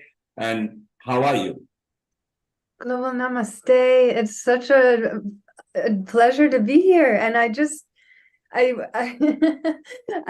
was signed on to YouTube, and then I thought, you know what, I'll sign into the Zoom link, and just so they know I'm here. And so I'm really touched that now you're inviting me to speak. Thank you for the opportunity. So we are not only here, Rene, we are not only here, we are actually sharing tips with people, whichever country they are from, not just the Ayurveda as a spice, herb and things. We are going way beyond that. Ayurveda, the way of lifestyle. Ayurveda, the way it can help us. One of the aspects that Amrita and I were chatting just now were what kind of things makes you mindful. Mindful can be aware of being where you are at what moment. Mindful can be aware your state of mind. And just prior to that, we were discussing how the electronic devices should not take our life over, because we are hooked. I'm now talking to you via electronic internet through a Zoom, so I'm already hooked onto it. Then I've got my phone because it is through the WhatsApp that I sent you the link, okay? Then we are hooked up into our social media. How can we make sure that it doesn't run us and we can control that? And what makes you happy? Over to you, Rena. Well, it's I guess I was seeing the future when I put this shirt on earlier. I'll show it to you. It says anti-social media. Live a real life, not a fake life. Yes, very perfect with what we are discussing.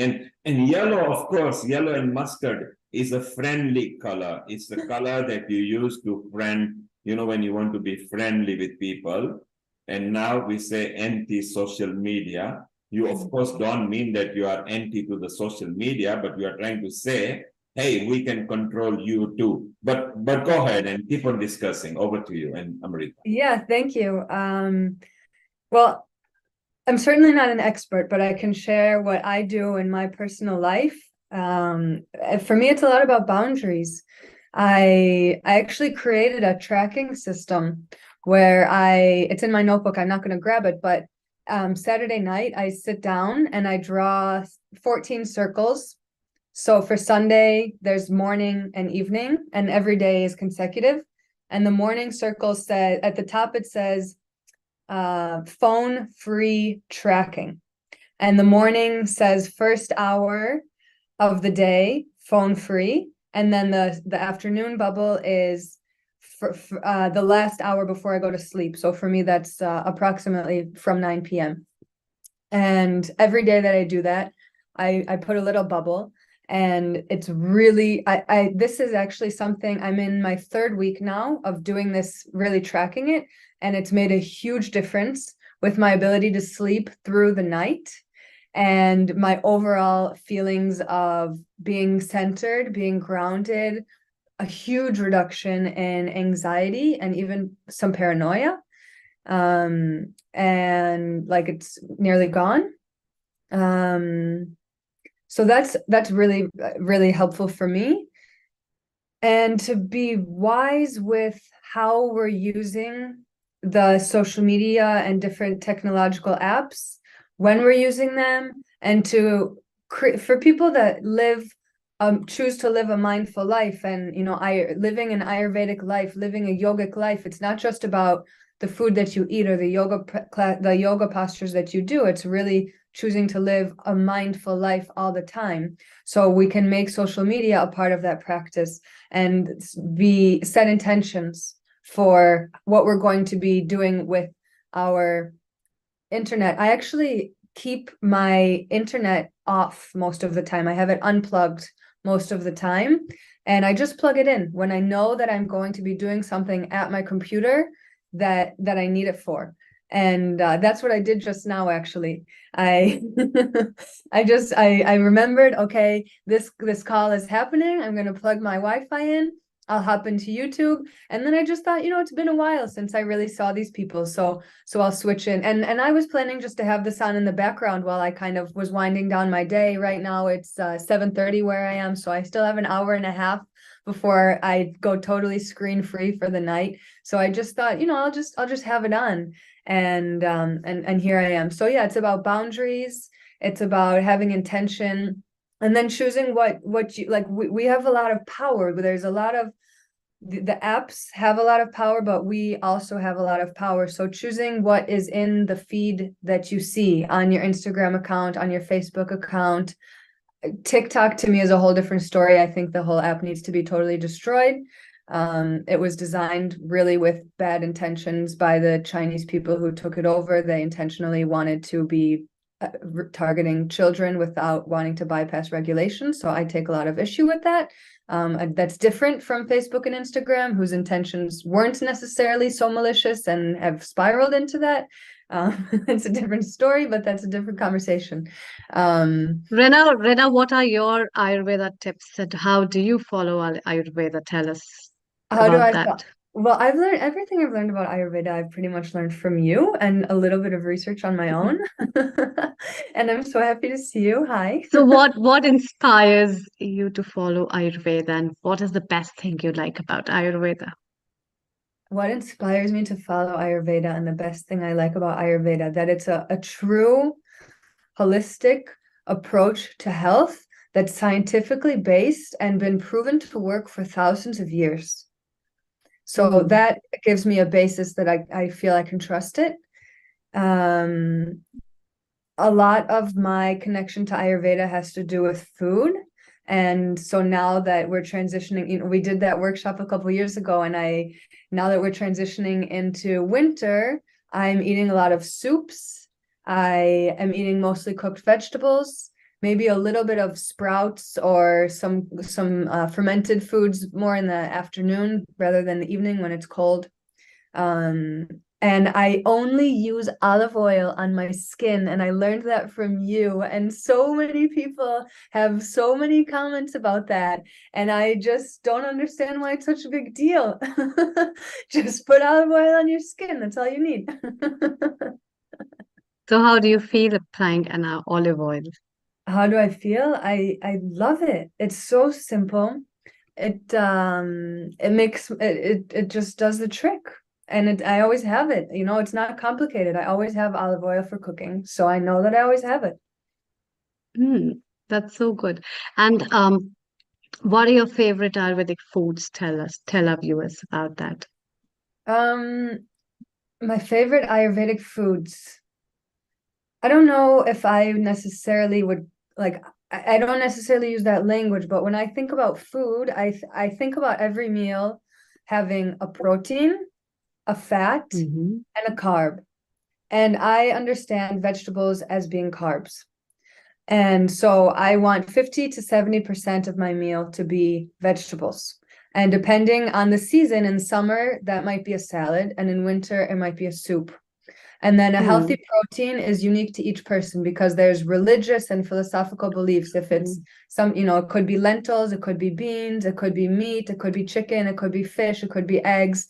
That's for everyone to choose their own personal choices for that. But I would encourage, if it's an animal product, that it's happy animals that have seen the grass and seen the sunlight. And then healthy fats are olive oil, avocado, and nuts. And it makes it really easy to think about it that way. That's very nice.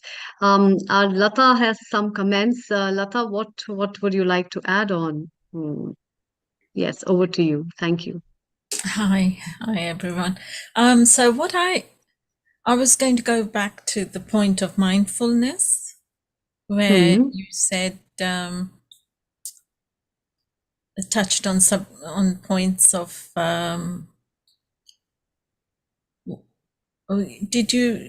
you didn't mention the part about food? eating Hmm. mindfully? Hmm. Because True. you mentioned 2 points. What were they? Mindful living, mindful eating, and mindful thinking. Yeah, thinking. Yeah. So, what about the mindful eating? Because I mean, do you think we overeat these in this day and age? Yeah, and Focus too over much on centralize too much, focus on that. yeah, because people don't lack resources in today's time, and there's a lot of change. So basically, because of those extra resources and globalization of foods and availability of all type of foods, overconsumption is very common, and most of the time we are emotional eaters. So what Ayurveda talks about is to be not to be emotional eater, but be a mindful eater. And that's what is about Ayurveda. And when you are emotional eater, you eat for mind. So I like chocolates or I like sweets, then I overdo with that. Or I like salty things, I overdo with that. But that does not help you in any of your health benefits. So mindful eating Yeah. basically gives you a guidance of having all the tastes and all the stuff of all the taste things with all the flavors in a best possible way according to your own diet. Yeah, and the quantities as well, would you say is Definitely, the quantity basically relevant? is all about mindfulness. So, your own way, mean to say, as per your digestion and digestive power, what you feel is good. The point is that when you eat, after eating, you must leave some space for the stomach to digest. So it should not be a complete overeating or full eating. You must feel happy and good and light after eating rather than feeling full and unhealthy. So that's the basic sign. So what proportion suits you is your own personal thing. And if it's okay to jump in a little bit, Yes, because please. Dr. Amrita, you mentioned mindful living, mindful thinking, and mindful, what was the third one? Eating. No, there was something before we started talking about mindful eating, mindful thought. Anyways, the point that I wanted to make was that the way we live and the way that we eat are very intricately connected. And I think, Lata, is that your name? Yes. Lata. That Lata, you bring up a good point that a lot of people in our society are not living a mindful life, and so then that's reflected in the not eating mindfully. And so a lot of people are overeating because they're not living mindfully, they're not connected to their bodies, they don't even realize. And so it's So they're it's harming something that themselves, really. what? We're harming ourselves. It's harming, but it's Yeah. unconscious. And Yes. so a lot of like I really view nutrition as a holistic thing, and that for anybody who is struggling with overeating or overweight or anything that's like that it has to be treated from it has to be looked at from what's going on in life that's causing that pattern to happen. And it's probably a pattern that's coming up in many places, and it's probably related to things in that person's life that have nothing to do with food. Like, for example, if someone's going to work and they feel really unfulfilled in their work, they might be feeding themselves at night, trying to feed themselves with a sense of fulfillment, and they're not even conscious of the fact that that's what's going on. Yeah, we don't even appreciate the taste. We're doing something while we're eating, we might be, watching television or on a phone call or, Yeah.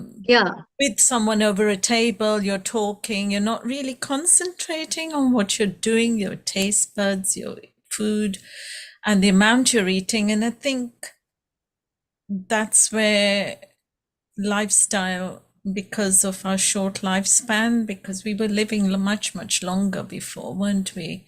Eating more natural foods and less of all the processed or less of all the varieties. So our body was more comfortable. and the Yeah. cells were living longer, you know, so we were getting a longer lifespan. So people didn't have to cram in so much.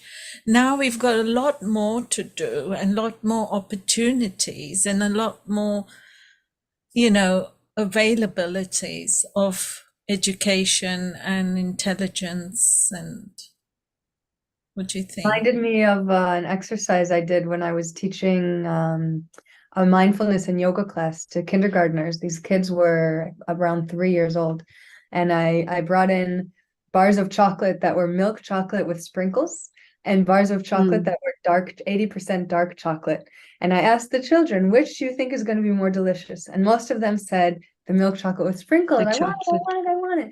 And we did a mindful eating exercise where first they ate the milk chocolate with the sprinkles, and they looked at it and they noticed the colors, and we talked about how it came from cacao trees and how it came to be. And then they put it in their mouths and melted it in their mouths and really tasted it and swallowed it. And then we did the same thing with the dark chocolate. And almost every child said that the dark chocolate was more delicious. That's interesting. Well, It's but retraining. Sorry?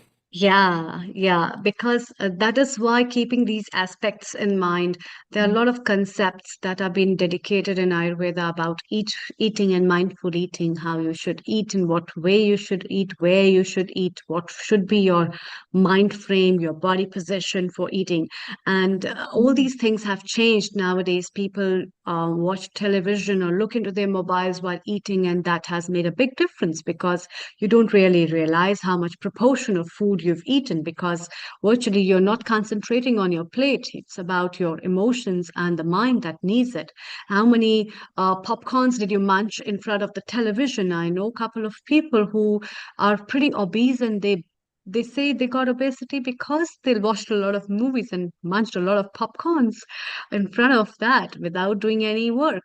So a lot of things, lifestyle has changed, and Ayurveda specifically talks about these mindful aspects, which talks about how important it is to eat on a dining table, or how important it is to have a good position while eating without any gadgets around, and looking into your plates and enjoying the flavors of food. Actually, people don't even realize. I also have an experience of certain people children who can't drink water because it's tasteless, because they're framed to have just flavored drinks. And that is pretty surprising to know that it is very important for us to make our children aware about different aspects of food and different tastes of food and mindful eating. And it will put a good it will, in fact, shed a good load of obesity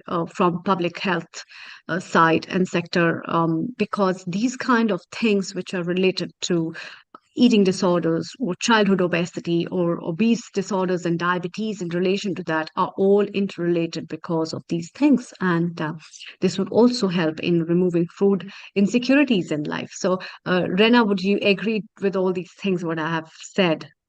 Absolutely. And it reminds me that when I spoke before about protein, fat, and carbs, those are macronutrients. And then we also have micronutrients, which are vitamins and minerals. And a lot of people complicate things, and some people are aware that they're not getting everything that they need and that they're eating kind of mindlessly, and that if we eat more fruits and vegetables, it would be healthy. But people often overcomplicate it. And I like to simplify it and just say, if we eat all the different colors of the rainbow, we're getting all the vitamins and the minerals that we need.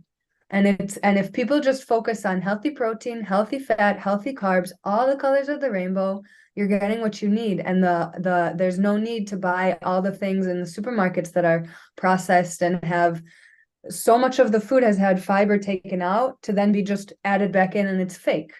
And so absolutely what you said is right, and I hope people can start to see it more simply. Yeah, and it's about not just Ayurveda, and it is an issue that is being faced globally. And so a lot of tips we can take from traditional medicines, and that will help removing a lot of issues of life. We also have Nishit Kotak with us, our technical director, who has adapted so many things about Ayurveda, and he has simplified his life through Ayurveda. So, what's your take on eating healthy and having a healthy, mindful eating schedule by an individual? Over to you, Nishit. Oh, most definitely. It's a very important thing. There was a time when we weren't really paying attention to when we eat, what we're eating. We're eating at the desk while we're working, and so on and so forth. So it's all important to be aware of, it's sort of for around similar times when you're eating, so your body's used to eating at that time, being mindful of what you eat, so that the very element from starting to the, seeing with your eyes first, then the chewing and so on, being mindful of it, not just being distracted, watching something and eating blindly. But no, we started doing some other things as well, like, for example, I'm type 2 diabetic. So I found one tip that I picked up from here, which was use of fenugreek for helping control blood sugar. So we soak it overnight, then I have the seeds in the morning. That seems to help manage the blood sugar levels. There are many other, home remedies that we've used. I'm sure there are some which are very, very familiar to everybody. Clove oil for toothache is one thing we've used before. We've used chamomile tea as a relaxing drink. What else have we used? We've used eucalyptus steam for sinuses. As this time, we've got sort of autumn, winter coming up. So there's a change of weather, and a lot of people have got the flu. It's the flu season. So I've got 2 people in the family who are down, and just a while back they were doing a eucalyptus steam. What else was there? There was a time I had used licorice root for sore throat, and that really helped. Mint oil for headache has been very beneficial for me. Of course, then there are so many other things. I use the turmeric and curcumin, which is good for managing blood sugar as well. Ginger tea is very nice for, I think, boosting the digestion and so on. And what else was there? So I think specifically for myself, what I found interesting was ashwagandha was good for energy and vitality. There was also amla. Amla was very good. So I like amla, the dried ones as well. The dried ones, yeah. I mean, they're tasty. I like them. What else? I found benefit from something like saw palmetto, and very good. So those are the things I use. But apart from that, there's also a little bit of lifestyle recommendations which came along with the tips I picked over here. So those were very good as well. That's really nice. Rina, before we conclude as a session of today, what are your favorite Ayurvedic teas that you drink? My favorite Ayurvedic teas. I also drink licorice root and dandelion. Particularly, a lot of my health habits are related to my menstrual cycle. So those I generally drink in the second half of my cycle. I have a blend of lemongrass, raspberry leaf, and artichoke, and cinnamon. And I actually recently started using fresh turmeric root, and I use that in tea. I use that. I made a big pot of broth, and I put fresh turmeric root in there and ginger. Ginger not in the soup. I put ginger in tea. Those are the main ones right now for tea. I tried one very interesting tea, rose hip. I've had that also. It's good. It's good. Yeah. That's really wonderful. So before we conclude, any comments, Nishit or any other viewers who are the contributors of today's episode? Well, look, I come in not as an Ayurvedic practitioner. I come in just like the ordinary layperson, right? For me, initially, being in the Western side of things, I sort of not paid attention to Ayurveda before, but over these sessions, I've learned a lot of things. I've started implementing a few things. It's been good for me. So all I would say is for the viewers out there who've not explored Ayurveda, maybe this is a chance for you to start looking into it. Give it a go. You can incorporate a lot of things in your daily routine, and then let that go on for a few months and then decide for yourself how it works out. True. That's really wonderful. And today's note is living Ayurveda, thinking holistically, being mindful, and a lot of tips our experts have given regarding eating, living, sleeping, and being with nature, and also over and above to be happy. So happiness is the most important thing. Yeah, we have Lata. Any comments before we conclude? Yes, Lata, please, your comments. Over to you. Thank you. Thank you. 2 points really. I suppose Ayurveda is a slow process as well, isn't it? To watch. It's not instant, it's not fast. It takes a period of time, doesn't it, to work through your body and each cell? Well, yeah, that depends upon person to person. It depends upon body to body and your constitution, and what you're taking. If you're taking it in the form of a tea, you're taking it in form of your lifestyle. It works, I think, more than anything else. So, what way you see Ayurveda is very important, and I think it's very important to see it in a holistic way and take it in a holistic way with enhancing your vision, not to just streamline yourself on a few parameters, but to look at it in a holistic way. It definitely is a very rapid remedy to adapt and to show results too. And the other thing is the happiness. I mean, what is happiness? Actually, can I answer that? Define it.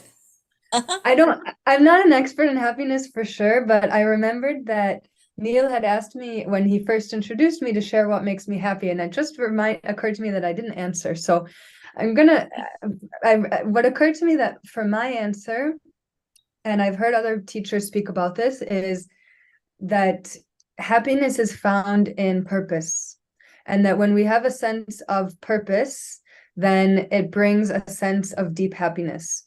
And it's different from the kind of fleeting happiness that you might feel maybe at a birthday party. True. Yeah, I think fulfilling. Yeah. Somebody once said that, you have to be more than healthy. Your body, it is not enough just to be disease free.